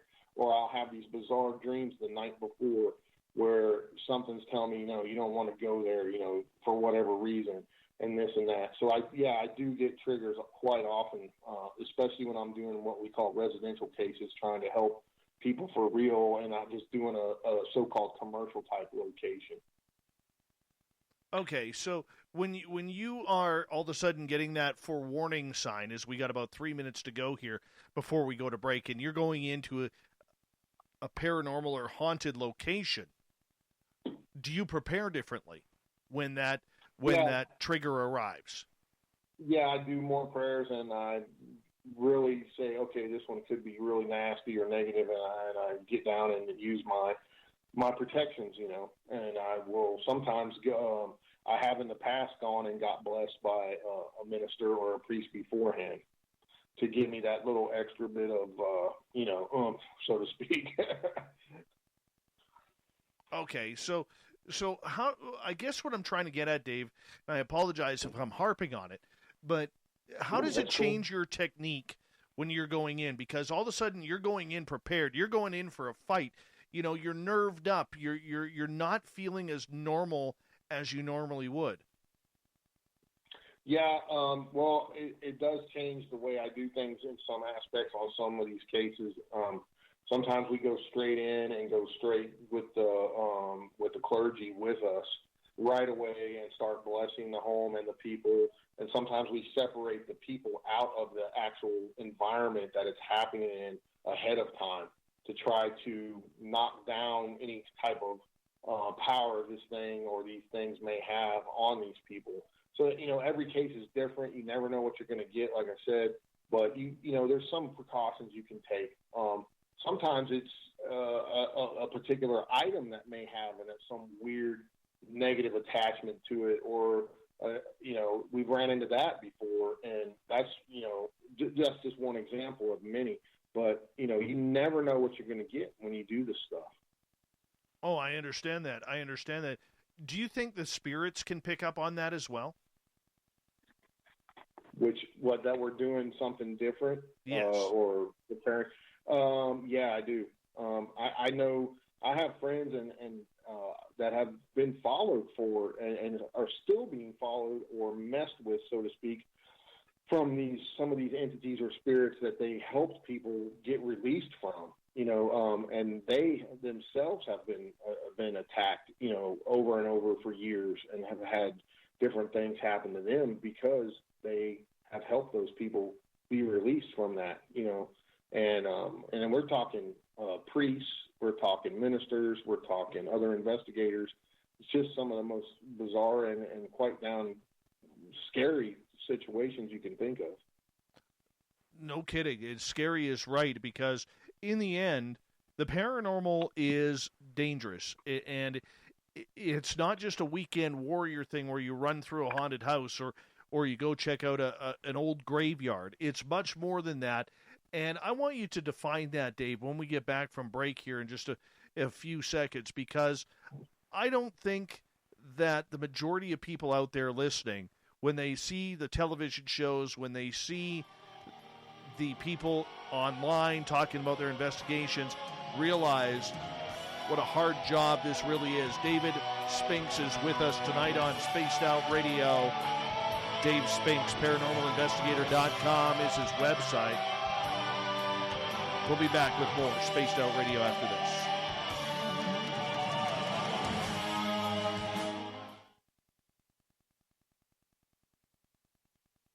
All right, we're clear, dude. Yep. That was a good segment. Good times so far. Yeah, man. People digging it. Yeah. Oh. Yeah, man. I was going to tell you the other story about the Willow's Weep shadow figure we captured by pure happenstance in the middle of the day there. Crazy, man. You got to check that out if you haven't seen it yet. It's on my YouTube page. Oh yeah. Yeah. I'm been filming a documentary there about the house, and the guy that was filming it had stuck a GoPro up on one of the doors, tops of the doors in the house, and we were all done filming for the day. There was only 3 of us there, and we were in the back building packing our gear, and we were just about ready to leave. And he goes, "Oh crap, I forgot the GoPro in there."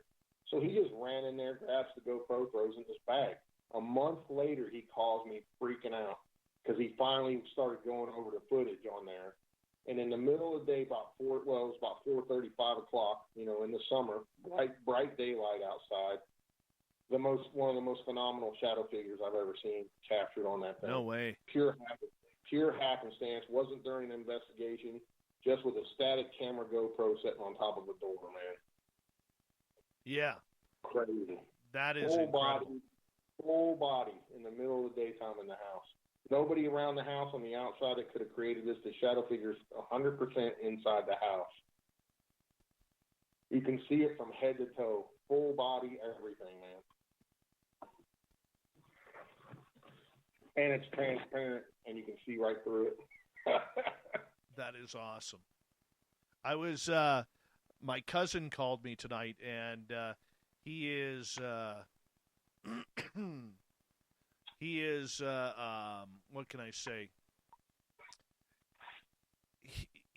He's a disease geek, okay? Oh, okay. And literally one of the top 2 smartest people that I've ever met. And so when I go, it's funny, when people gripe at me that I don't know what I'm talking about when it comes to COVID, I usually have one of the top doctors in Canada on my phone who I'm getting my information from. And, right. And anyways, long story short, I was telling him about Bigfoot tonight. We were talking about Bigfoot tonight, and I was telling him my experience, and I'm pretty happy because he's as much as he is a man of science, he loves the weird stuff, and so I introduced him tonight, and he was going to listen tonight to the Sierra Sounds. Yeah. And because the Samurai Chatter is what Mike Morin and myself and my good friend Mark actually heard in the woods over here a couple of years ago. Cool. Yeah, so it was kind of cool being able to introduce him to that. And so I'm trying to work him slowly but surely into becoming my woo doctor. That'd be awesome. Let me ask you this. What's your thoughts on this vaccine or whatever? I won't get into it while we're live on YouTube. Are you taking it? I will say this. My opinion of COVID is this. We were in trouble as a society when it became political. And then we became even more trouble in society when the mask became fashionable. Yep. And that's where I will draw my line. I'm not a denier. I've known people who have it, from very mild symptoms to almost dying.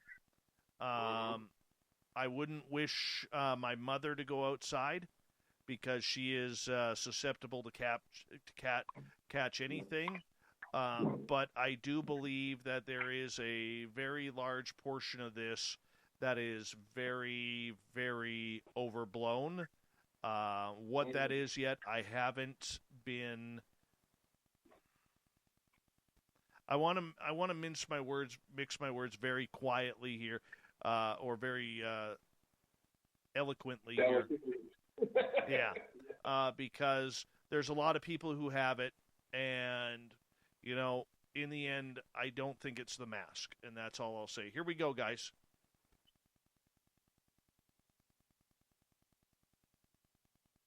Oh, well, we still got some time. I guess there's a commercial missing here, too. No, but the other thing I want to say, too, I have no problem with wearing a mask. I believe that, you know, that we got to protect ourselves. But on the flip side, I think there's a lot more to it than what we're being told, and that's where I, you know, just tell our listeners to open up their eyes and their minds, but don't deny. Here we go, man.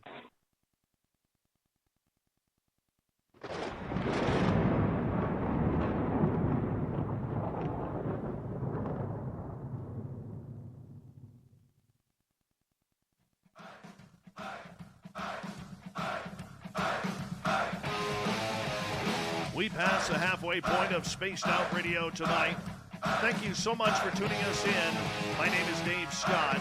I appreciate each and every one of you tuning us and listening in to all the woo we can pack into a 3-hour show. I want to remind you that if you've missed portions of this show or others, check out our free archives by going to youtube.com/Spaced Out Radio. Do me the favor, hit that subscribe button. Our website, spacedoutradio.com, where we have a plethora of features for you, including rocking out to Bumblefoot and reading up on Captain Shirk's SOR Newswire.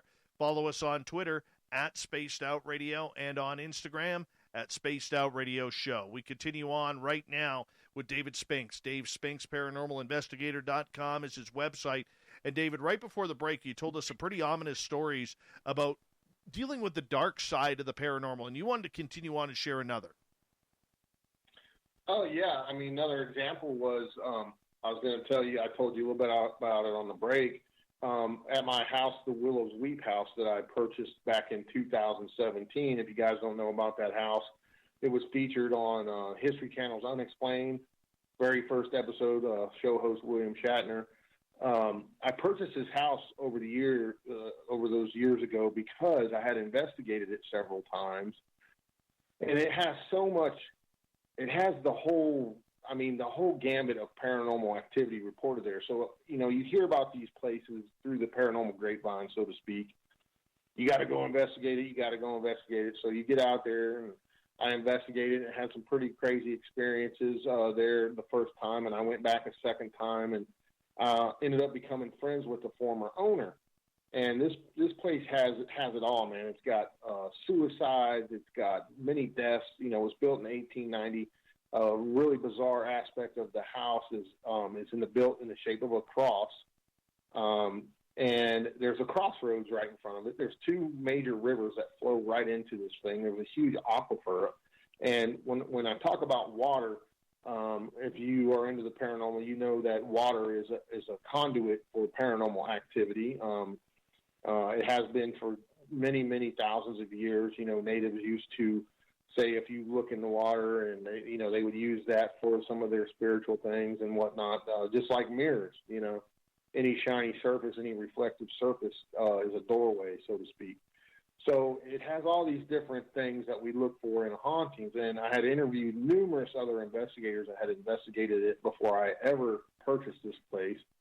And they, you know, showed me a lot of their evidence they had captured. There's been shadow figures, full-blown apparitions captured there, just unsurmounted masses of EVPs and unexplained phenomena going on there.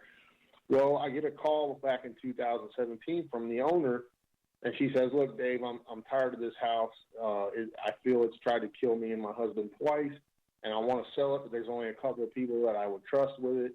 And I know you would do the right thing with it and everything." And she said, "Do you want to buy it?" And I said, well, I was kind of taken back. I was like, this came out of nowhere.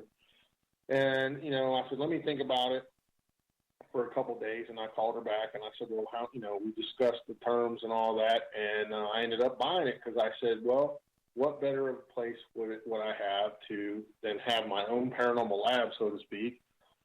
I can control the environment, and I know that anything we capture there is real, and that's what I did.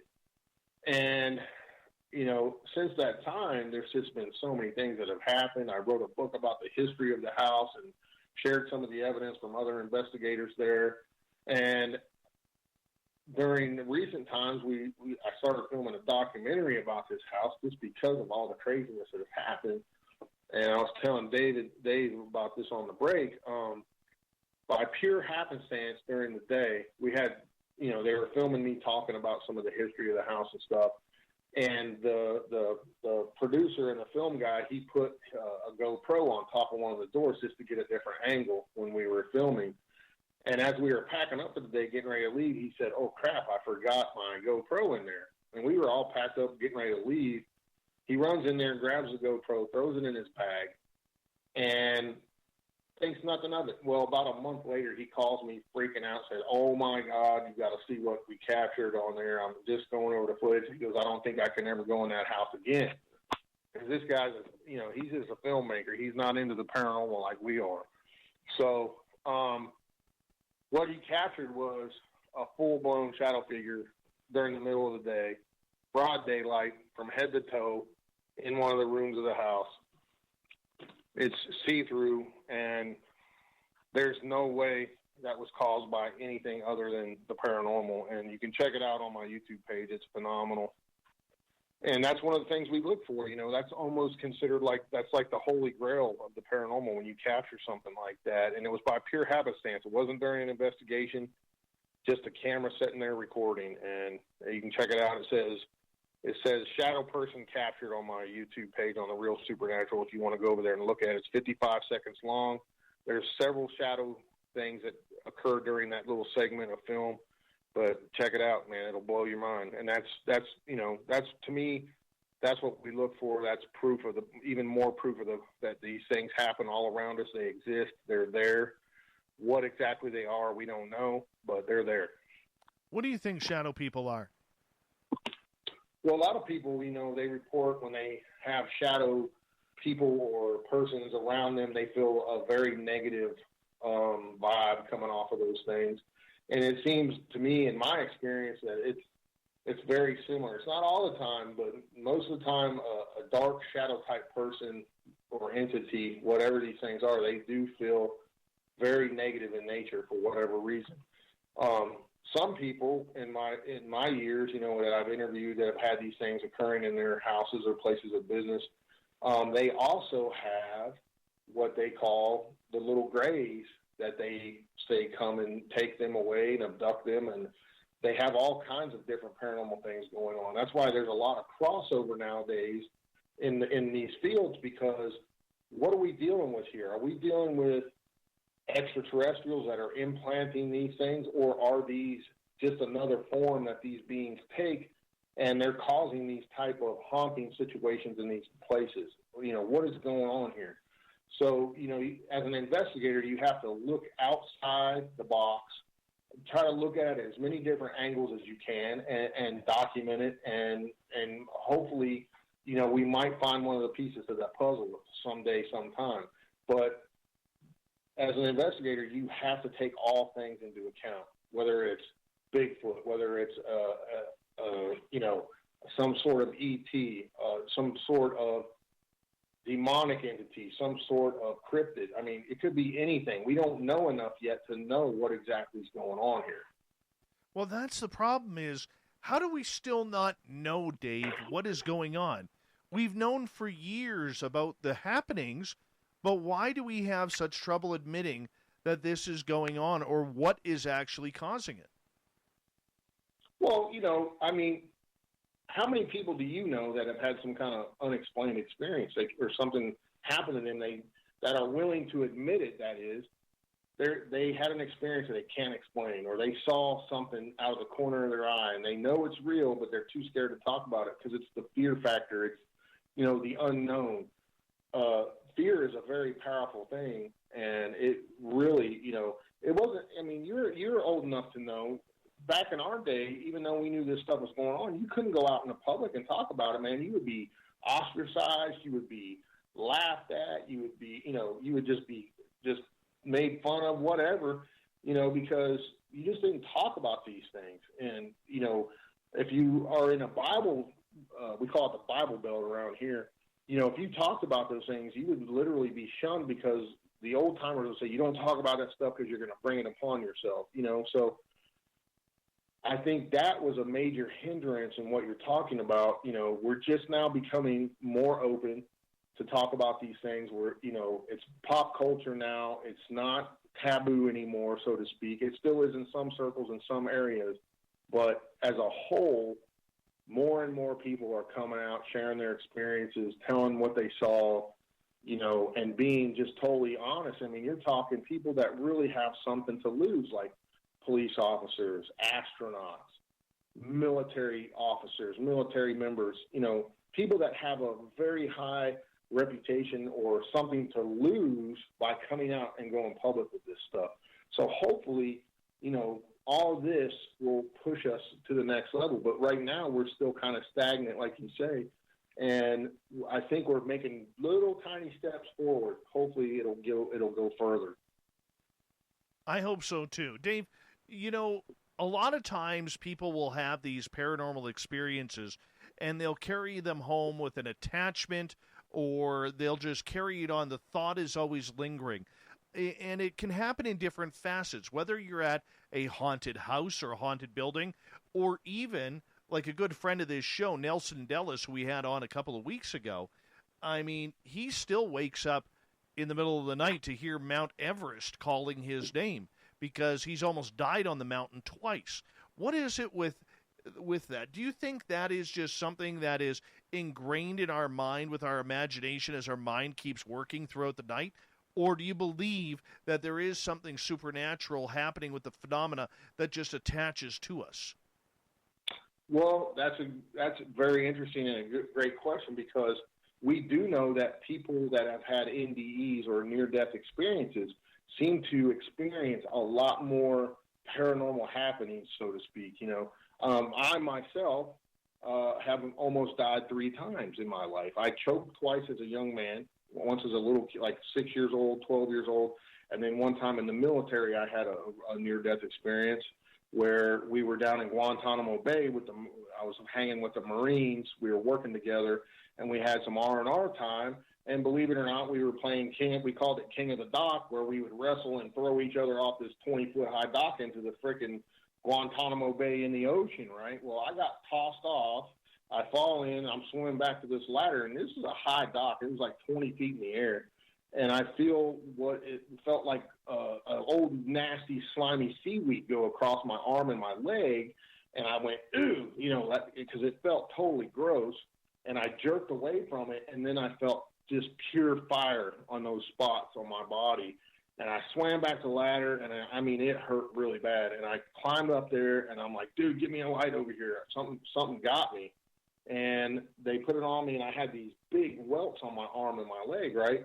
Well, turned out it was Portuguese man-o-war had stung me. And within minutes, like 20 minutes, my whole body started shutting down. I broke out in these weird hives and these splotches all over my skin, and I started losing all motor skills. Imagine flexing every muscle in your body as hard as you can, and you can't let go. That's what happened to me.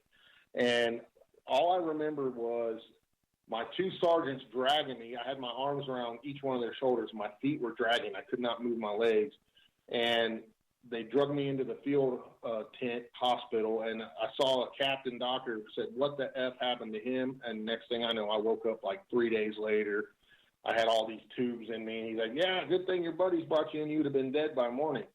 So, and he said that I went into anaphylactic shock and all this stuff. And he said, we lost you 3 times on the table, and we just kept pumping you full of Benadryl. And it got me back to where I needed to be. So I don't know.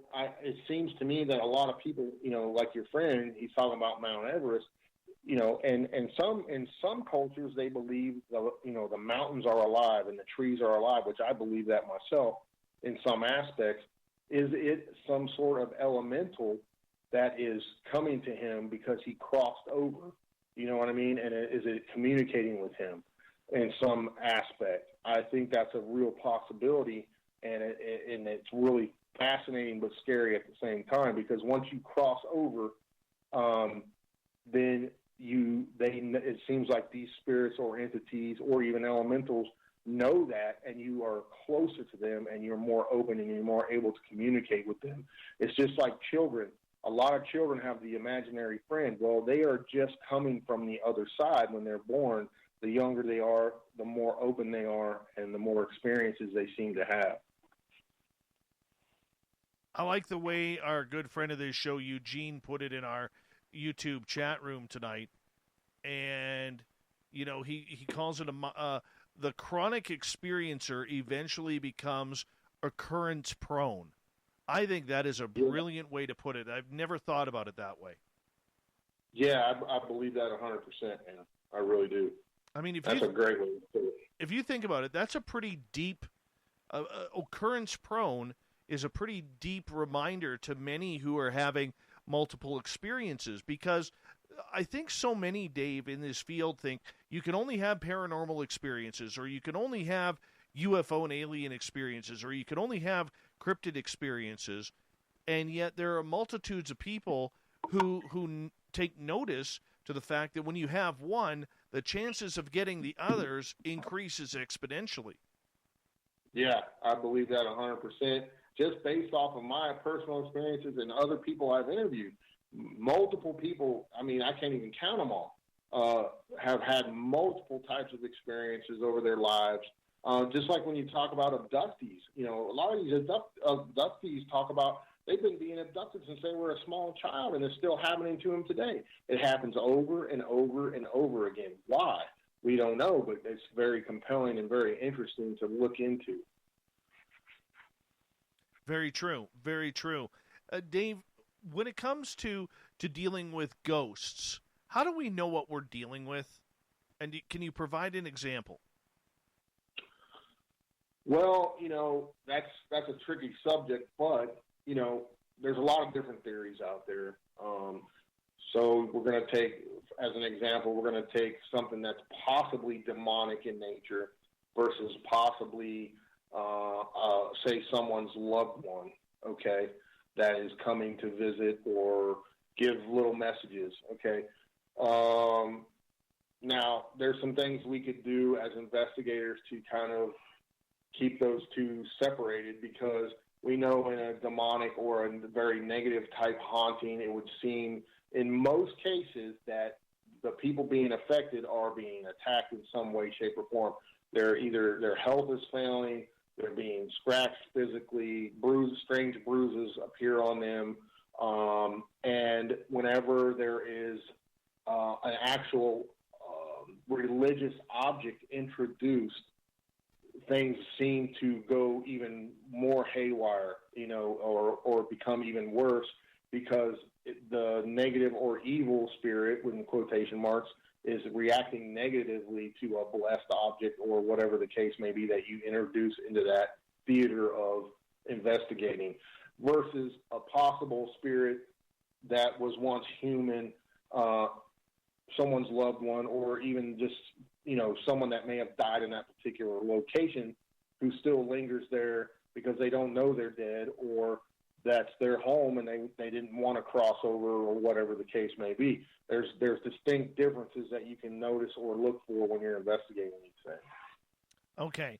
So out of all the places you have investigated, you know, and there's a lot of places that have been one and done because, you know, I mean, you don't get an opportunity to go there again. Is there a prime location that every time you go there, it's always different? There's never the same spirit there. Well, there's, I mean, over my experience, there's a lot of places like that. I'll give you an example. Bobby Mackey's, a very well-known haunted location, supposedly demonic, this, that, and the other, right? Very negative type location, as reported by many investigators on TV and just on boots on the ground type people like myself. So I've been there numerous times. The first time I went there, you know, I was all hyped up. I mean, this is going to be a crazy, you know, just looking to see what the heck was going to go on here. Expecting the worst, hoping for the best, and hoping to capture some good paranormal evidence. I go there, totally benign. Nothing really happens. I see a couple of weird things that happen, but nothing that just stood out as like, wham, this is a demonic location, like so-called everybody says, right? So the second time, I said, I got to go back there. You know, there's got to be more to this. So I go back there again about a year and a half later. This time I'm with my buddy Sean Austin. You've seen him on a couple different TV shows and whatnot. And he was there the first time. That's the first time we met. So we go back. We take this other guy who's a huge YouTuber. His name is the LA Beast because he wanted to go. So we took him and we went and investigated this place. Well, this time we didn't know this, but the guy they call LA Beast went there. This was a big promo for his channel. He's like a professional eater, right? So he wants to go and eat a raw cow heart in a demonic location to see what happens. So he gets there, and it's Valentine's Day. So that's why the heart thing came into it. So we're thinking, okay, this could be really, what better a trigger object could we have to possibly invoke something negative than to eat a raw cow heart in a demonic location? And this guy's willing to do it. So yeah, and I don't advise anyone to do this. Okay. So he gets there the day ahead of us, and little do we know, he doesn't tell us this, but he stands in what they call the well, where they used to throw all the cow parts and everything in there and the blood and all this stuff, and he starts provoking whatever's in this place. Now, if you know anything about Bobby Mackey's, one of the workers there, his name was Carl, one of the maintenance men they had, was said to have gotten possessed. There was an full-blown exorcism done on him. It helped for a little bit, but then he ended up dying tragically and all this crazy stuff. And then Bobby Mackey's first wife was attacked there when she was pregnant and all this other stuff. You can look it up, Google it, you'll find out all the information. So while we're there, all this stuff's happening. We go up into Carl's apartment because he used to live above the bar in there. It's a big country and western bar. Bobby Mackey was a huge entertainer back in the 70s and stuff. And we go into his apartment that nobody's in. It's all messy and stuff. Bobby Mackey let us go in there. And I asked a question on a recorder, and I said, Carl, if you're here, was it really demonic? Was it demons or demonic? Is that what happened to you? And we get a response on the recorder, clear as a bell, says yes, 100%. It was total yes. You could hear it. This and that, and we asked, did it kill you and all that, and it said yes. So it was really, really crazy. We were downstairs in the well part, and, I chew tobacco. I chew Copenhagen, and nasty habit, don't ever start it. But I had set an empty chew can about 30 feet away from us on this table, and I was filming the other guys doing some flashlight stuff, turn the flashlight on and all that. We tried different things in this field. That's an old technique. And out of nowhere, we hear this pinging noise hitting the ground and bouncing all around. We turn our flashlights over to the left, and there is my chew can was thrown from the table over our heads and landed like 20 feet on the other side of us out of thin air. So nobody was in the room with us. We were all right there together. There was 4 of us standing there. I was filming them. They were doing the investigation stuff. And the chew can flies over 30 feet and lands and bounces around, making a pinging sound because of the metal lid. Well, lo and behold, the guy that did that stuff, that was just some of the things that happened. Later, when we finished up, the guy that was with us, he became extremely agitated later in the night. He was not his normal self. He's like the most laid-back guy you could ever meet, super cool guy. Became extremely agitated. He was being affected by something, and it really took him over. Like, he had to go to his room and lay down, and he didn't know what was going on. And they did some stuff to him to help him out. And there's a whole other story I can't really talk about because I don't really know if I'm supposed to talk about what happened to him. But that's fine. I'll just say he almost lost his life soon after that. Right. And that's close. That's as much as I want to say. But so again, we go back to these things can be dangerous. You never know what you're going to get, and that's a location that. And I've been back there since, and the last time I went, it was different again. So you never know. You never know what's going to happen. Dave, I'm going to get you to hold on right there because we are going to go to break. We have David Spinks for another 30 minutes on this show here on Spaced Out Radio. His website is Dave Spinks, paranormalinvestigator.com. We're going to get into some monsters next. We haven't talked monsters with him yet tonight. We'll get into monsters. for the final half hour with Dave, then the thought of the day, the SOR Newswire, much more coming up in a jam-packed hour 3.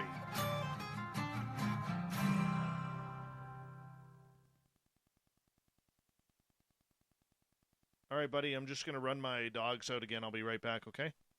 All right, man. All right. Chive Charities. If you know anything about our website, you know we like to do things a little different.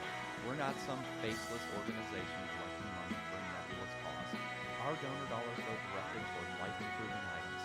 Then we give those items directly to an underdog who needs it most. To become a donor with Spaced Out Radio's official charity, Chive Charities, just go to chivecharities.org/donate. The party is always on at the Moose Vancouver. The Moose Vancouver is where you want to be when visiting Canada's West Coast. Open until 2 a.m. nightly, the Moose cranks up the rock while serving some of the best rated food in the city. The menu starts at $6.95. Why party anywhere else in Vancouver when the Moose is right there? Get your horns up and rock with the Moose, the official party bar of Spaced Out Radio.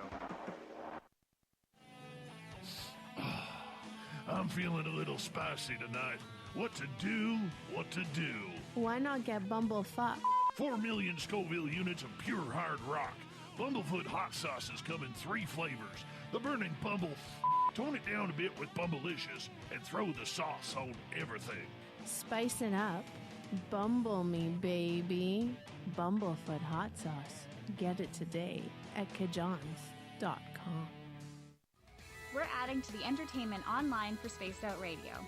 I'm Amber Beckrud, and I want to invite you to subscribe to our YouTube channel and check out Cryptid Tales, where I will take you on a journey into some of the strangest legends and lore from around the world, relaying the stories to you of the strange creatures and experiences that people have had throughout time.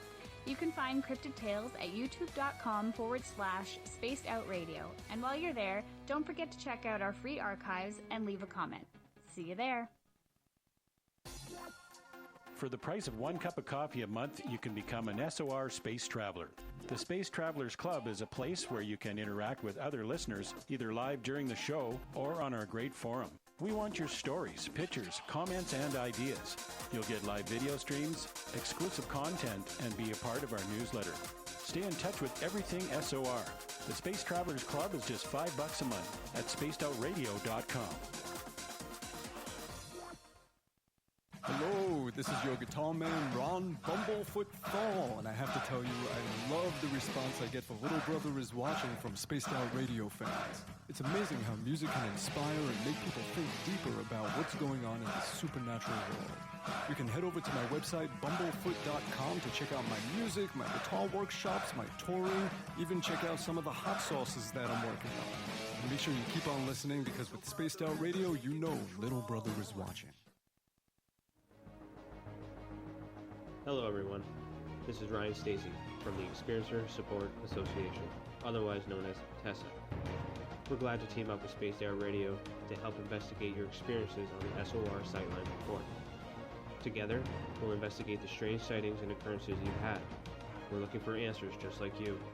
So fill out a Sightlines report on the Spaced Out Radio website and let's figure out what's going on together.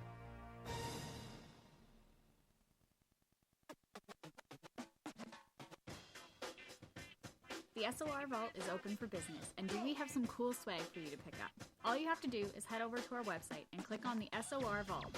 You have a variety of cool logos to choose from, and put them on anything you want. T-shirts, hoodies, hats, coffee mugs, you name it, we can get it to you.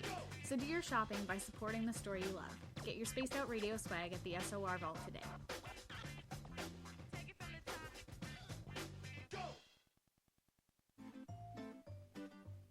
Looking for creative ways to get your company out in the public? How about advertising on Spaced Out Radio? Our sales department is waiting to hear from you, and we can work around any budget. From commercial spots to banners to special promotions, there are many opportunities All right, buddy, to get your I'm name back. and product out. Yeah, man. All right, when we get to the next break at the bottom of the hour, just sit tight, and I'll say goodnight to you during the break. Okay, man. All right, man. Sounds good. Yeah, brother. This has been a great show tonight. Thank you for kicking off the week on a good note. Hey, my pleasure, man. Anytime. Oh, yeah. Oh, yeah. We got to do that other thing when me and Weatherly's project gets coming out next month. Yeah, we won't talk about that, though. Not yet. No. Not yet.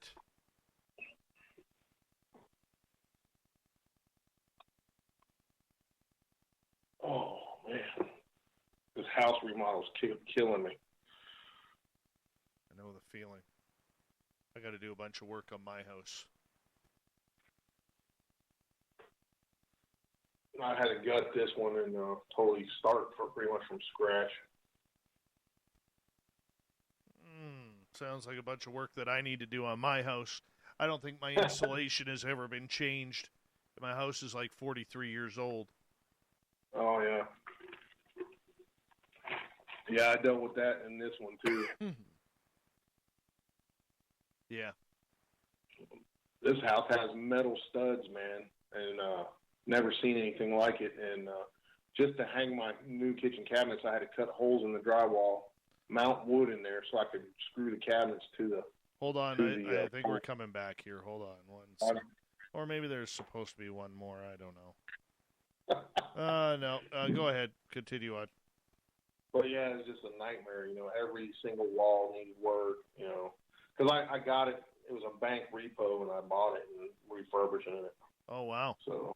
Wow. Very cool. Very cool. Hold on, buddy. We're on in like 10 seconds. Thank you, BBD Warrior, for the super chat tonight. Thank you to everybody who's given us a thumbs up. Here we go with the third hour, everyone.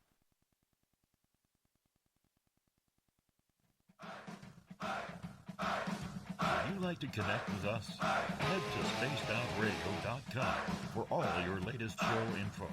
Now, back to Dave Scott and SOR. Third and final hour of Spaced Out Radio is now underway. Thank you so much for taking the time to join us. We really do appreciate it. I want to say hello to everyone listening in on our terrestrial affiliates across North America and digitally on TalkStream Live, KPNL Radio, and Revolution Radio. Remember, you can check out all of our archives for free by going to youtube.com/Spaced Out Radio. Just do me the favor, hit that subscribe button. The Desert Clam has set the password for tonight in the SOR Space Travelers Club.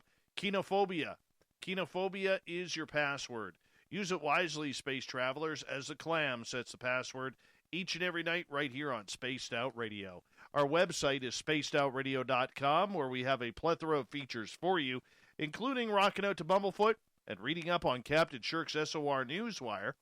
Follow us on Twitter at Spaced Out Radio and on Instagram at Spaced Out Radio Show. For the final time tonight, we introduce a wonderful guest and a wonderful friend of this show, David Spinks. His website, Dave Spinks, paranormalinvestigator.com. You've probably seen him on a bunch of television shows where he's chasing monsters, he's chasing ghosts, UFOs, and in this final half hour with him, we're going to talk about monsters. David, welcome back. Hey, man. Great to be here, brother. Now, I know you have been on the epic search for Sasquatch, trying to figure out this creature, what it is, where is it, why can't we find a body, all of the usual questions that go along with this topic. Out of all the years you have been investigating this, literally since your sighting, since childhood, do you feel any closer that we are getting to proving or disproving the reality of this creature? Well, for me, there's no doubt about it. What I saw was real. What it was, I'm not sure. I know it threw large rocks at me and my grandfather, or warned us, or whatever it was doing. It made just horrible guttural screams towards us. I mean, but as far as a whole goes, I mean, I don't think we're any closer to discovering exactly what it is, where it comes from, and what the hell it's doing here. I mean, there's theories. There's a lot of theories out there. So, you can go from the most obvious that it's some kind of unknown ape species. It's the missing link between man and ape, and so on and so forth. It's an undocumented cryptid. Or you could go to the farther extreme that it may be some sort of elemental, as talked about by the Native Americans, the spirit of the forest, or some sort of creature in that aspect. Or you could go even further out there and say it's some type of extraterrestrial interdimensional creature that comes and goes as it pleases through different dimensions. And some people believe it could be the ghost or spirit of a long extinct ape species. So there's so many different ways you can run with this thing. I mean, that's one explanation for why there's no bodies, but there's other stories out there, other people that have reported, like, for example, when Mount St. Helens blew up, there was several eyewitnesses that said they saw government choppers carrying these creatures out of here in these large nets that were dead from the explosion of Mount St. Helens. That's just one example of many. I mean, they're out there. You've got military members that said they were attacked by the rock apes, they call them, of Vietnam. I mean, so many different stories out there. I've interviewed numerous people here in the state of West Virginia. One report in my book talks about these people that own this farm, and they woke up one morning, there was snow on the ground, and there's this trackway that comes out of the field in front of their house, goes across the road up into their yard, and goes under a clothesline, and there's a tuft of hair on there. So they collect the hair, they measure the foot tracks with a walking stick this guy had. It was like 70-something inches long between strides. Just a massive stride this thing had. And they call the local sheriff, they come in, they take this hair sample, bag it up, send it to the local veterinarian who turns it into another government agency and never hears anything back. There's other people that say they have come across carcasses and they call local government officials, never to hear anything back ever again. There's people that have talked about hitting these things with vehicles. The thing was laying over on the side of the road, and they saw it go down. They get out of the car and go over there, and there's nothing there. So what are these things? We just don't know at this point. Do you believe that there is something mythical and mystical about it because of the way it just seems to appear, disappear? Tracks that just seem to stop, and there's nothing moving forward after that. Probably I was talking to Cliff Barrickman about a month and a half ago about this. Really good guy. But one of the things that him and I disagreed with was that he tends to lead towards the fact that Sasquatch has the ability to retrace its tracks, which means if you see a line of tracks in the mud or in the snow and they just seem to stop, well, he alleges that Bigfoot can retrace its steps exactly, yet we're not finding double prints of this creature. So what is really going on here? Because this seems a little ridiculous. Yeah, I have to kind of disagree with that myself, because I've seen encounters and reports and interviewed people, hunters. One example would be this guy I interviewed. He's a hunter his whole life here. He sees what he describes as a Bigfoot while he's trekking through the woods looking for deer. There's a trackway, there's snow on the ground. The Bigfoot's probably 100, 125 yards in front of him, so he starts following this thing, following the foot tracks in front of him, loses sight of the thing for just a couple of seconds as it goes behind some brush. He gets to that point, the tracks stop, but there's nothing else. If it would have backtracked, it would have came right back to him. There was no tracks left anywhere, left, right, forward, anything. It just disappeared. So, there's several accounts out there of those type of situations, and I have a hard time seeing that as well. Now, for me, I look at you have to take into account all the Native American tribes in North America and around the world that report these similar types of creatures, and they've documented it with cave art and drawings for thousands of years. Whatever these things are, they've either been visiting us or they've been here the entire time for thousands of years. There's no doubt about it, because the cave art and other things and, the oral traditions have been passed down in almost virtually every Native American tribe there is. So you have to take that into account. Okay, so the sightings and the things that are happening with this creature, have we been able to predict where and when they're going to happen? Because I know in my own search for Bigfoot up here and listening to many other people, they can go into the same area over and over and over again where they had some sort of interaction and it just stops and there's nothing else going on. Yeah, that seems to be the case in most cases. However, if you pay attention to that news show that's out there, they claim to have done a lot of research on the sightings in this one particular area. They went back during the same time frame, a year and everything like that, and supposedly collected a lot of evidence, with utilizing those techniques. Now, myself personally, there's one particular area that I concentrate on here in West Virginia that I have gone back to multiple times and had some weird things happen, some callbacks and some what sounds like tree knocking on multiple occasions. So you got to kind of look at these things. Okay, a lot of people think that whatever they are, they're migratory and they come through certain areas to either hunt or forage for food or whatever the case may be at certain times of the year, which makes sense if it's a living, breathing creature, because we know, bears do that. They move where the food is. Well, most animals move where the food is. So if you're taking that into account, you got to, that's a good technique to use when you're hunting any type of animal, so to speak. So, I think that's a good basis to start on when you're investigating, is try to learn if these things have any particular habits or, migratory habits, so to speak, in particular areas and particular times of the year.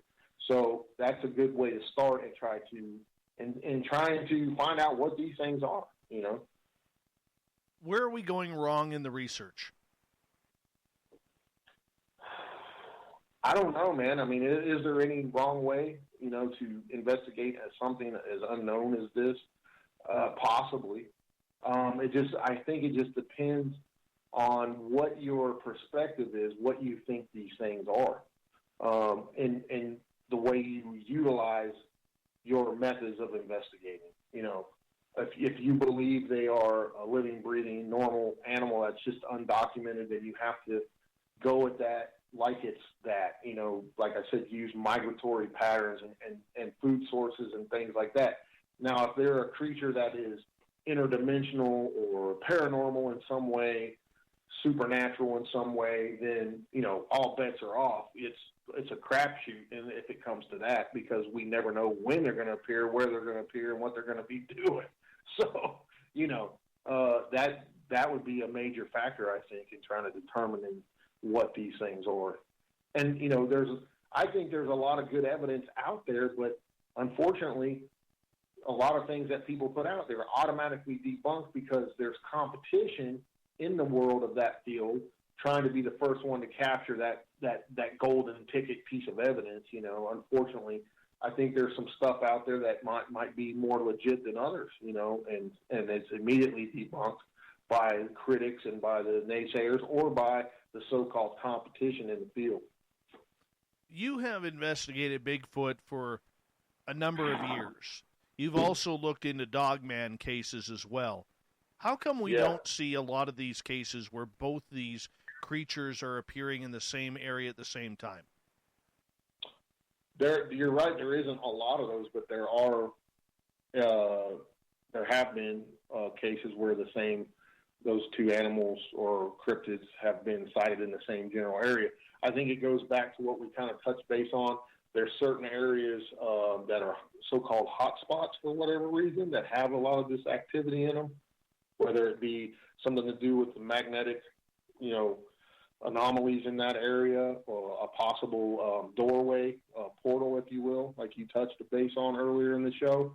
It would seem to lend to the fact that those types of areas do seem to have more UFO sightings, more cryptid sightings, and more haunting type activities in them for whatever reason. Okay, so do you believe that both these creatures are very territorial? And have you ever looked into stories that have maybe seen the two creatures, maybe not physically battling, but maybe treading on each other's territory? Never heard one of these creatures battling, but have heard cases. But I think a lot of dogman, quotation marks, type cases may be, in fact, misidentification, unless you get a really good description, to separate the two. And sometimes, let's face it, Bigfoots or Sasquatches are misidentified bears. It happens. People, you're driving down a dark, lonely road one night, a big bear runs across the road, and for whatever reason, the way the headlights hit it or whatever, or maybe the way the shadows in the woods are, you thought you saw it running on two legs. And we all know bears can stand on two legs. Sometimes it's just misidentification.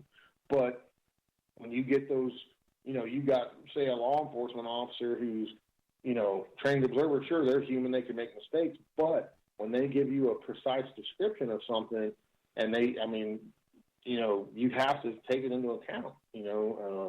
There's a lot of stuff that goes on there. And so I think that each person is different, and, their description or way they formulate things in their mind could be misconstrued as something that's not.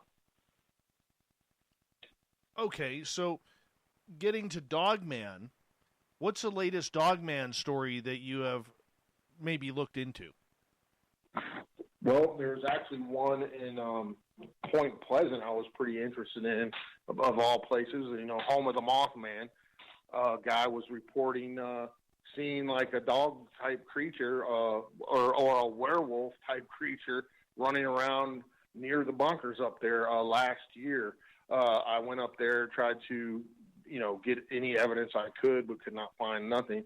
And this guy was a solid guy. He was a church deacon, would really have no reason to make up a story like this. Didn't even want to go public with it or nothing, but they contacted me.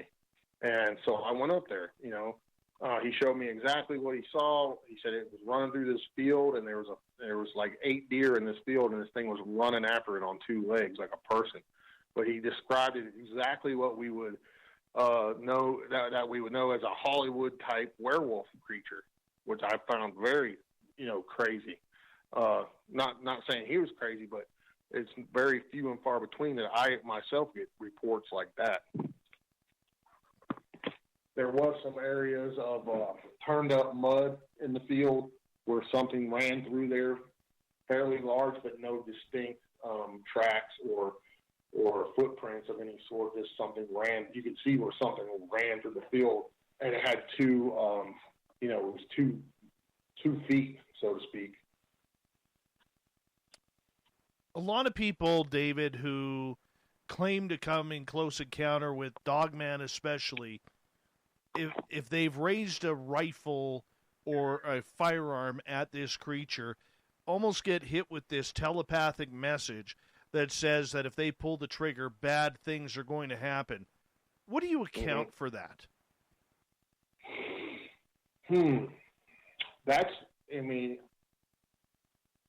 People felt like that when they said they were going to pull the trigger on Bigfoots too.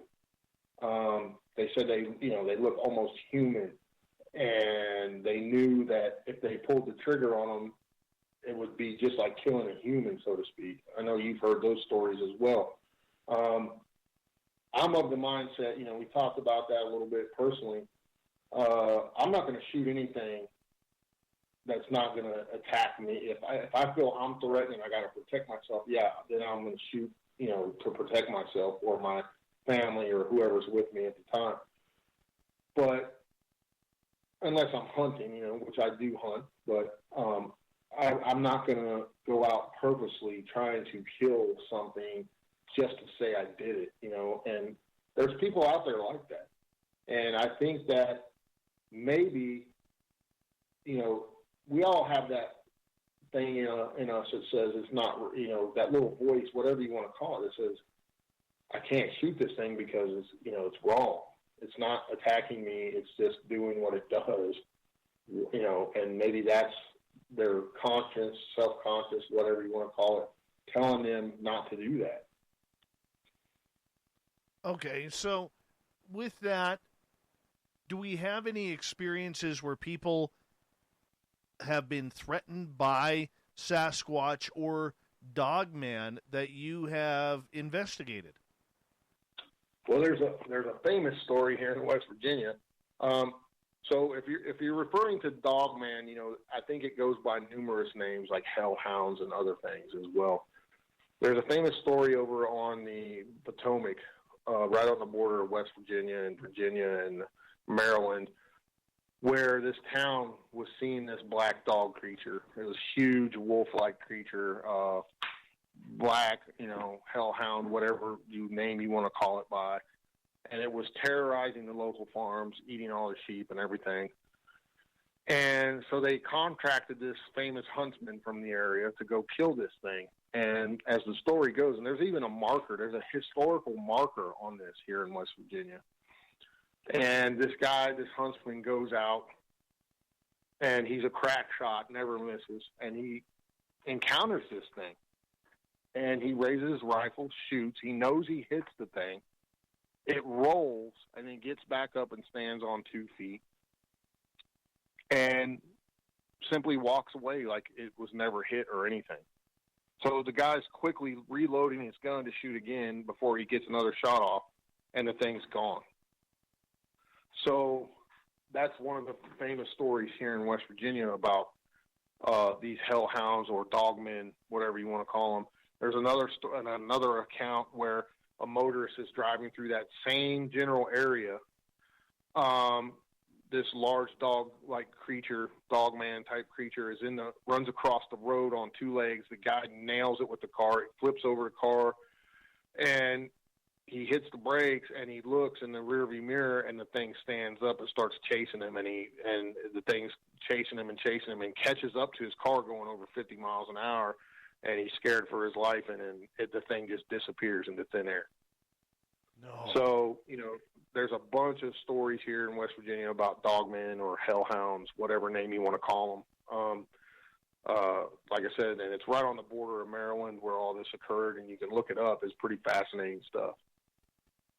That's incredible. David, we got less than 2 minutes left with you tonight, and this is a fantastic, fantastic show to once again have you on. It's been literally way too long, and, you know, but let everybody know what you're going to be up to, you know, as we close out 2020 and we get into 2021. Well, I got some exciting news.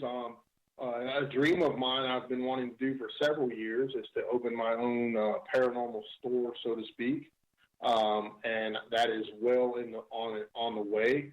It's going to be called Dave Spinks' World of Weird, and it's going to showcase Bigfoot here in West Virginia and everything else under the sun paranormal-wise you can think of. It'll have all kinds of merch, my books, my friends' books that are paranormal authors, videos, you name it.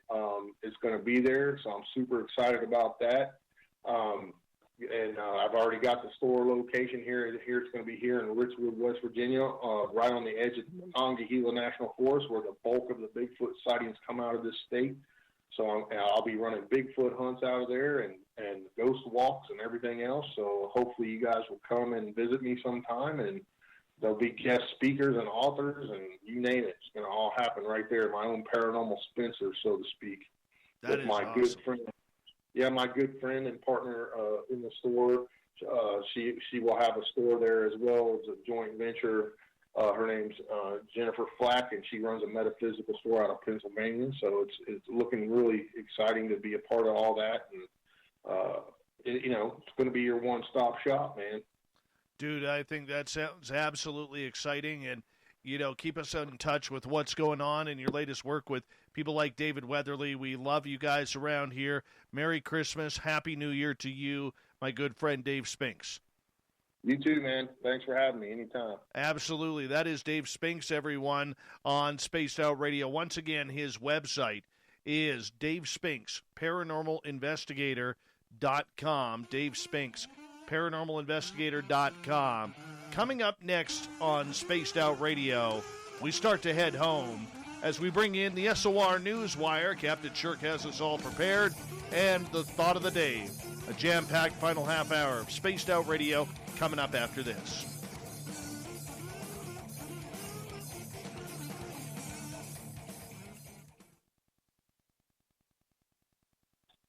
Good job, Davey. All right, man. Good show, huh? Fantastic show. Fantastic show. Appreciate you, Went man. by quick, as usual. Yeah, I tell you, man, it goes by real quick. Big thank you, man, and a heartfelt Merry Christmas to you, your family, and to all your loved ones, man, and You all too, the brother. all the best in 2021, man. It can't get any much worse than 2020. Well, I guess we shouldn't say that, but Yeah, let's hope not. yeah, but we'll chat with you very soon, my friend.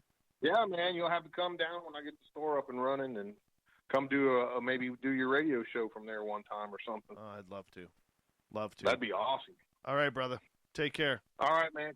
Take care, bro. Bye-bye. Bye-bye. Solid interview, Dave is.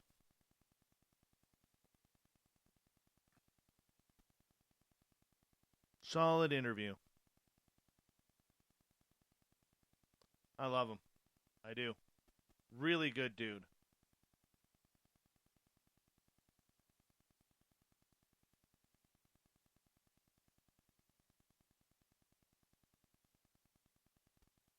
Really good dude.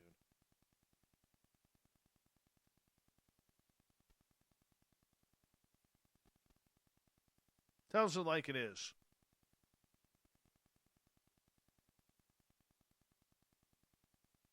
Really tells it like it is.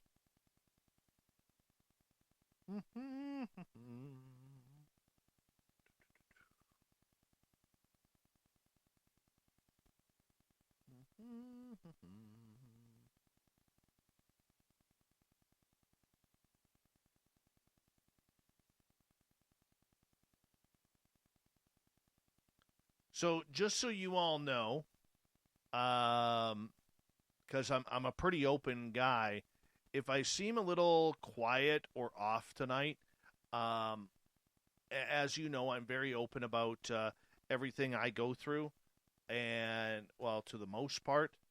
And I just want to let you guys all know that my depression has kind of kicked in.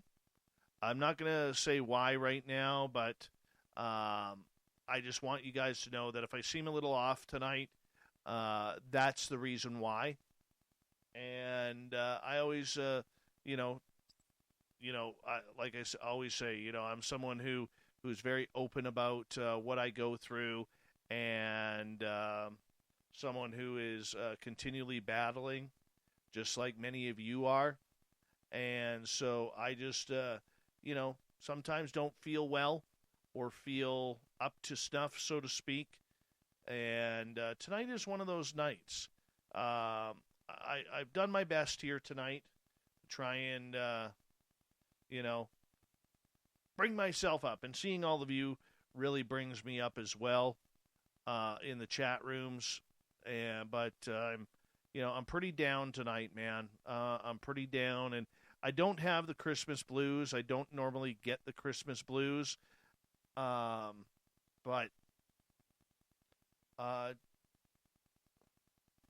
one second here.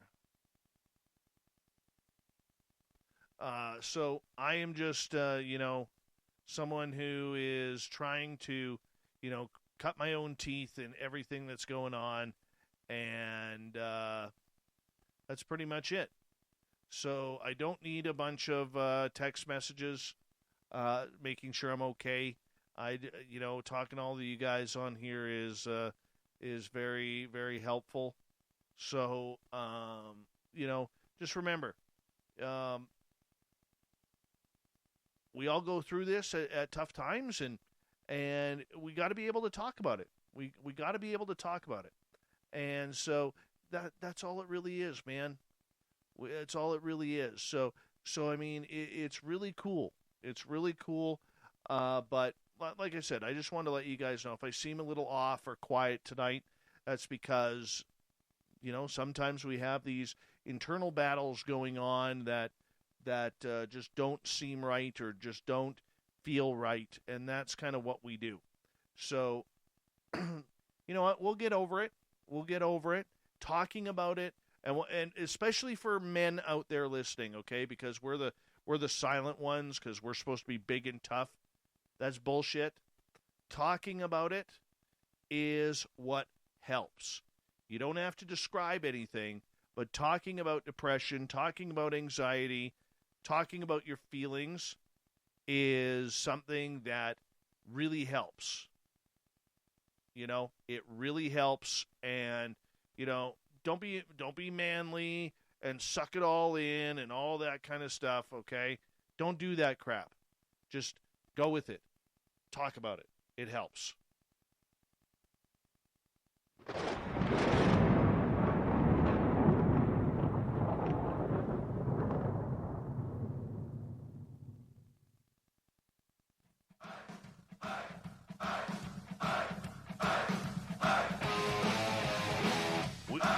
We've rounded third. We're heading for home tonight on Spaced Out Radio. I am your host, Dave Scott. Thank you so much for taking the time to join us tonight. Thank you, Corrence, the booking guy. Thank you. I appreciate it. Hey, I want to remind you that if you've missed most of this show or others, check out our free archives by going to youtube.com/Spaced Out Radio. Just do me the favor. Hit that subscribe button. Our website is spacedoutradio.com, where we have a plethora of features for you, including rocking out to Bumblefoot and reading up on Captain Shirk's SOR Newswire. Follow us on Twitter at Spaced Out Radio and on Instagram at Spaced Out Radio Show. Speaking of the news, let's do this thing. Wind it up.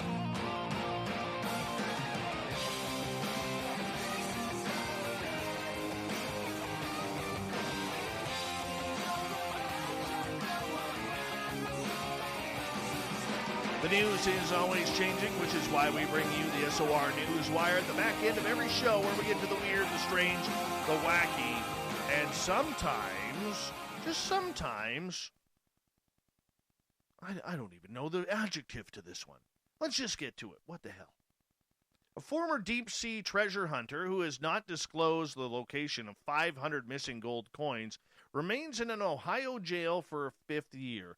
Research scientist Tommy Thompson has been in jail for contempt of court for half a decade, well past the normal maximum limit of 18 months for such cases. The reason why? Thompson took on a case for 161 investors who paid him $12.7 million to excavate a sunken ship, the SS Central America, which was known as the Ship of Gold and sunk in 1857 during a hurricane off South Carolina. Thompson took the money but never returned the gold, leading the investors to sue him. After failing to appear in court in 2012, the disclosed coin's whereabouts, Thompson lived in Florida in hiding for 3 years before U.S. Marshals tracked him down to Boca Raton and arrested him. Thompson pleaded guilty for his failure to appear and was sentenced to 2 years in prison plus a $250,000 fine. But he had to answer questions in closed-door sessions about the coins, which the government estimated to be worth $2 to $4 million.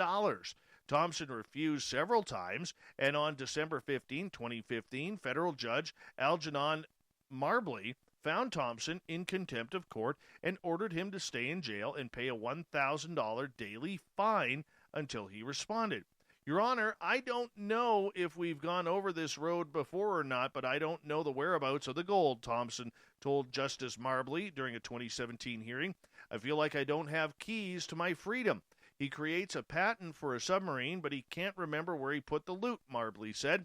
A federal law of recalcitrant witnesses or people who do not want to cooperate in trial holds an 18 months maximum in generally the limit time for jail. However, a federal appeals court last year rejected Thompson's argument that the law applies to him. The order isn't intended to solely seek information. It's to seek information for the purpose of uncovering and recovering these unique assets, said law professor and legal analyst Andrew Geronimo. The investors, still looking for their money, say Thompson has no one but himself to blame for his incarceration. Elon Musk's plan to build a new Tesla plant in Germany has suffered several setbacks. Just a few days ago, it was reported that the largest union in the country would start a battle against the company for the rights of its workers. Now, however, well, something else got in the way of the billionaire: a snake.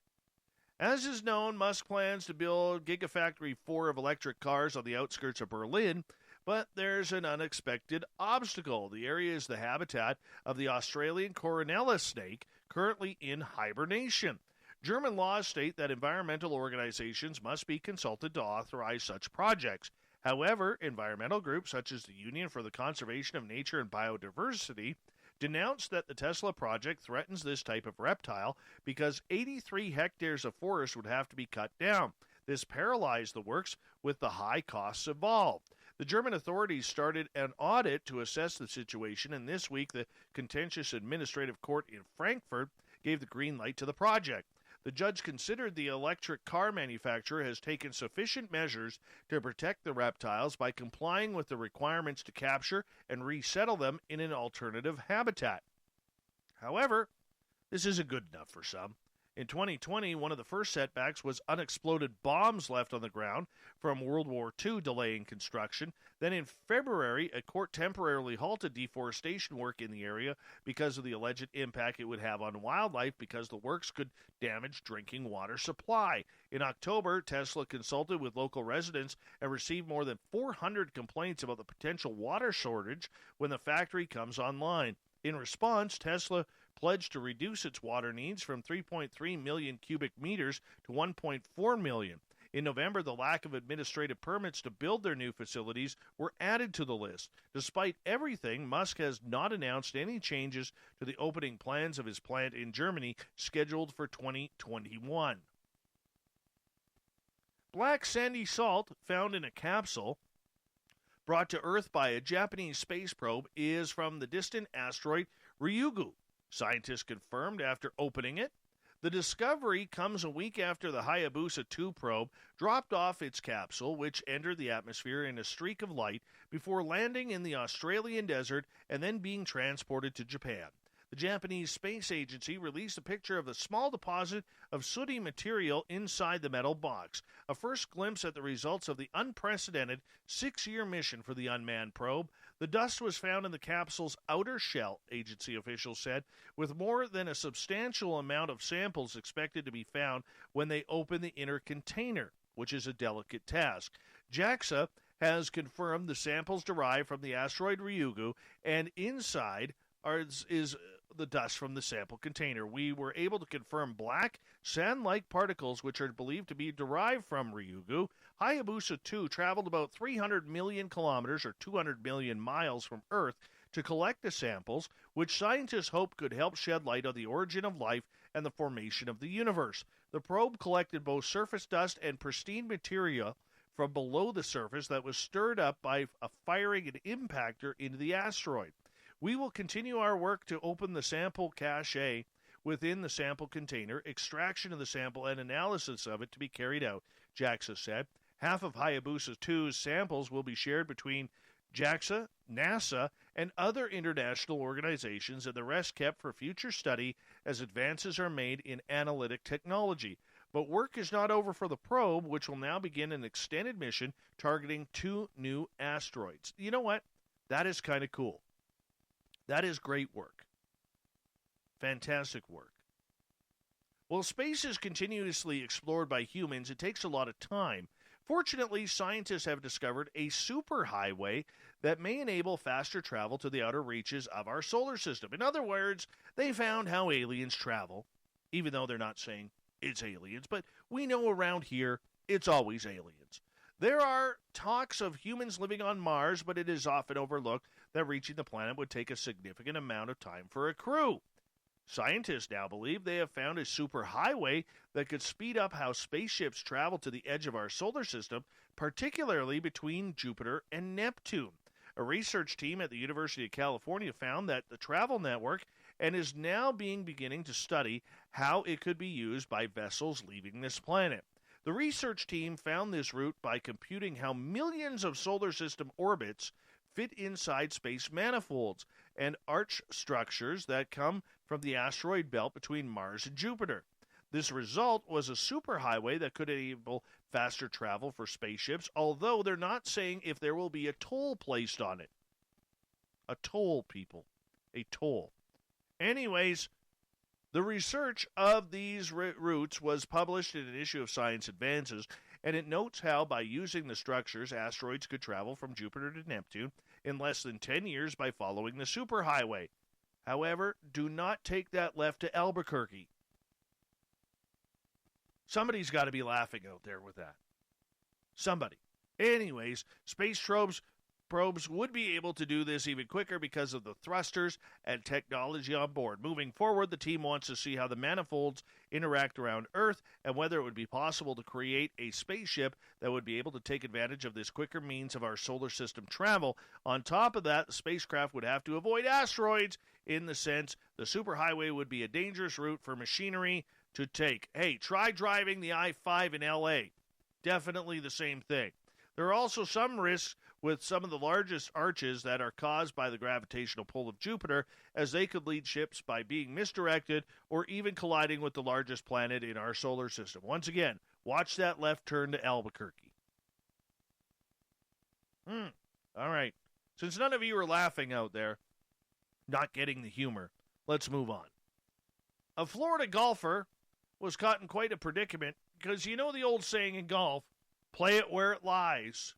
Well, this one would have been kind of tough because his ball landed on the tail of an alligator. Kyle Downs said he and his brother were at the Coral Oaks golf course at Cape Coral on Sunday when a ball landed on the gator's tail.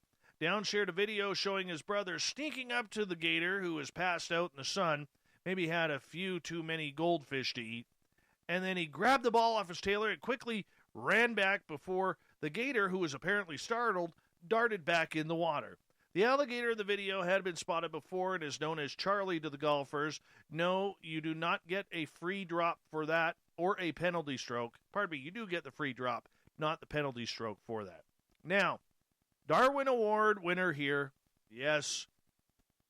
You know, honestly, this close to Christmas, this story sucks.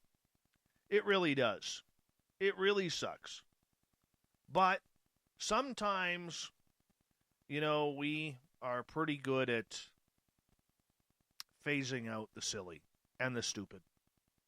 A woman in Australia fell off a cliff to her death this past weekend after trying to take a photo at the precarious location. 38-year-old Rosie Lumba was with her husband and child. Oh, this is terrible. When the accident occurred at Grampians National Park in Australia's Victoria State. They were at the Barocca Lookout, an overhang by the side of a cliff that has a panoramic view of the mountains and town below. Police said Lumba climbed past the safety barriers, here we go, and warning signs, to post on a rock for a photo when she tripped over the edge, falling more than 262 feet down the cliff face. Instant death. Now, witnesses say they heard Lumba screaming. That's terrible, but they were unable to help. Police and the state emergency service worked for 6 hours to scale the cliff and retrieve her body. The viewing platform was closed throughout the afternoon during the retrieval process, but was reopened later on that day. The lookout is a particularly popular photo spot. A quick search of the location tagged on Instagram shows dozens of photos showing people at the cliffside, legs dangling over the edge or balance on a narrow rock near the edge. A few even filmed themselves doing backflips by the edge. Local tour guide Graham Wood has said he has warned his customers about the lookout just a half an hour before Lumba's fall. I made a comment to my customers that this happens all the time, and when one of these days someone is going to fall off, I'm sad to say it happened. In the aftermath, authorities reminded the public to heed safety signs and guidelines and that there was no photo is worth a person's life. Darwin. It's real simple, people. If there is a warning rope or a fence saying this is how far you could go, don't go any further, it's probably there for a reason. I'm just saying, who am I? Honestly. Maybe that's one of the rules and guidelines we should follow. Just maybe. But apparently this lady did not. Pennsylvania waitress got a great Christmas present. Said she was shocked to receive a $5,000 tip from a table whose bill totaled only $205.94. Gianna D'Angelo, a server at Anthony's at Paxton in Brumala, said the big tip will be a great help at the Widener University in Chester, where she is a freshman studying nursing. I'm just happy with anything, so when they were saying $5,000, I just couldn't believe it. I'm going to put that money away towards college and pay it forward to do something good for other people. The restaurant expressed gratitude to the customers on Facebook, saying, "We have no words other than thank you. Unbelievable support for our staff here. Thank you, thank you, thank you. Thank you for helping our staff get through the holidays." You know what? There's good people out there. There really is. And thank goodness this restaurant, Anthony's at Paxton, isn't like that idiot in Texas who went and took his staff's major tip of $3,000 because they have a company policy, no tip bigger than $500. They didn't even give her the $500, by the way. They took all the $3,000. Yeah. But you know what? This student's going to put it to good use, and hopefully she does pay a little bit forward and never forgets that there's good people out there, because there's a lot of good people out there, right? And sometimes, you know what? I'll say this. If you're in a bad mood, excuse me, or, just remember, the next time you go through the drive-thru or something, if you can afford it, pick up the person's coffee behind you. Because you know what? They may be having a horrid, horrid day. And if you can afford it, and I'm not saying do it all the time, but if you can afford it, do it every now and again. Number one, you feel good because you've done something good for someone else. But number two, you have no idea the impact that you are making on the person behind you, who is probably a complete stranger. But you know what? You don't know what they're going through. Maybe they've had the worst morning ever or the worst afternoon ever. And maybe their boss chewed them out, or they got in an argument with a loved one, or maybe their child is sick, or heaven forbid something worse. And that little sign that says, "I care," could mean the world to that person. Just the world to that person. So if you can, I realize it's the holiday spirit and everything right now, okay, because we're close to Christmas. But if you can afford it, do that for someone. Put a smile on someone's face, a stranger's face, because you never know what kind of impact that could absolutely explode into. And I'm saying in a positive way.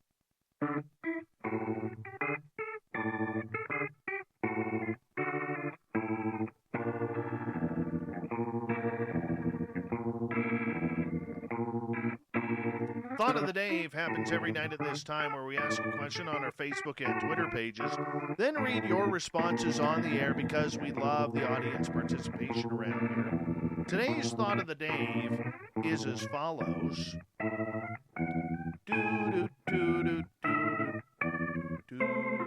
What is your opinion on if paranormal experiences increase or decrease during the Christmas season? Let's start with Dirty Fylth. If some mythical fat man in a red suit came down my chimney, he would get a fistful of pocket sand. My cats would probably rob him too. There, I just killed Christmas. Thanks, Fylth. You're a pleasant guy. Haunted. Increase at this time of year. We get more emotional. We might think more about loved ones that are gone, evaluate the past year. There is usually a lot of collective energy as the whole world celebrates variations of the holiday season, so energies come to the forefront. Mondak, I think they're pretty much the same. However, if we paid attention to our beliefs of our pre-Christian forefathers, they'd probably increase. Andrew, I think this is an excellent question, Dave, and I want to know. Jeff, oh, let's not forget this Happy Holidays haunting. The Perrin family in December of 1970 moved into the old Arnold estate at Harrisville, Rhode Island. The previous owners gave the family some parting advice. For the sake of your family, leave the lights on at night. Oh, yes. Jeff, another one here. Christmas Eve cookies found eaten by unseen entities. 2, rare sighting of payphones reported. 3, reports of Bigfoot using payphones to call Art Bell on his other side of the wild card line. That is funny. Varla Ventura weighed in on this. Increase. There are a number of legends about not being out after midnight on December 24th because animals would talk, wells would run with blood, and witches cavorted around bonfires. It was once believed the 12 days of Christmas were a time for high magic. Marty, one of our favorite vets who listens to this show, and we love our veterans around here. It seems whenever the time of year when people gather around family and friends, Christmas, Easter, Halloween, the veil between the worlds becomes thinner. It could be due to all the emotion created by these gatherings. And thank you for the wonderful clown tonight, Marty. I really do appreciate it. Let's go over to Facebook here. Gil, good question. I think it increases due to some family gatherings and happy times. Gail, I believe the phenomenon is the same, but people redirect their focus onto other things, shopping, visiting, cooking, all the Christmas activities that fill their holiday. Corrance, different Corrance, not Corrance the booking guy, Corey Foot. He goes, I would think that it would be let me read this here. I think that would be deceased family members visiting. Even if we can't see them during the Christmas gatherings, I would bet money that they are all around the family. Also, as far as experiencing the paranormal, people are definitely more susceptible to witnessing events than others. Emily, I think it's all about even. What we do think of loved ones who have passed away, but I haven't seen an increase personally. Nicole, the phrase getting into the holiday spirit comes from somewhere, right? Matt, cable guy Matt, hoping to see the ghosts of Christmas past. Gabe, I never had a paranormal experience during Christmas. Bruce, I think the people who say they increase are being disingenuous about their alcohol intake. Oh my. Davey, there is normally an increase in ghost sightings in the run-up to Christmas. Well, there is for Scrooge. Kevin, Dave, paranormal Christmas visits had better increase at my place if they want their presents. And my cousin Darren, do you mean Santa? Then definitely increase. Ho, ho, ho. Plus, ultra paranormal experiences in every home and apartment without a chimney. Santa is real. Thank you to everybody participating in the Thought of the Day. We'll do it all again tomorrow on Facebook and on Twitter. And a big thank you to David Spinks for coming on the show tonight, talking everything paranormal, supernatural, and, of course, to Captain Shirk, who got the great news from the SOR Newswire to get us going for the night. Great stories, Captain. Don't forget you can read them on our website, spacedoutradio.com.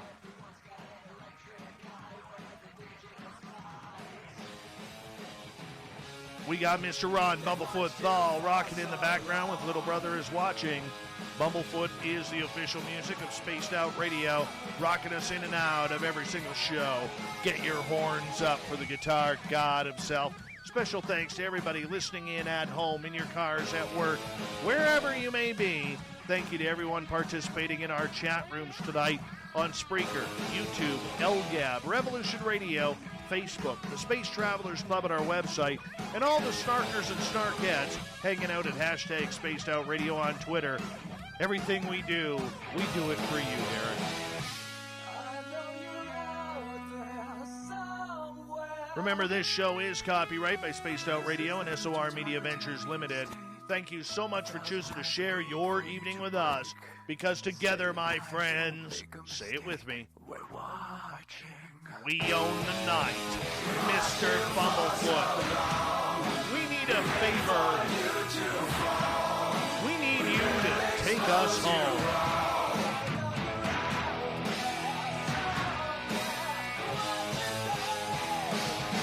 Yes, the Woo train has docked for the night. But tomorrow, my friends, we shall ride again. Your seats are always available. Your tickets never expire. And if you want to bring a friend, guess what? We got room for them too. Good night.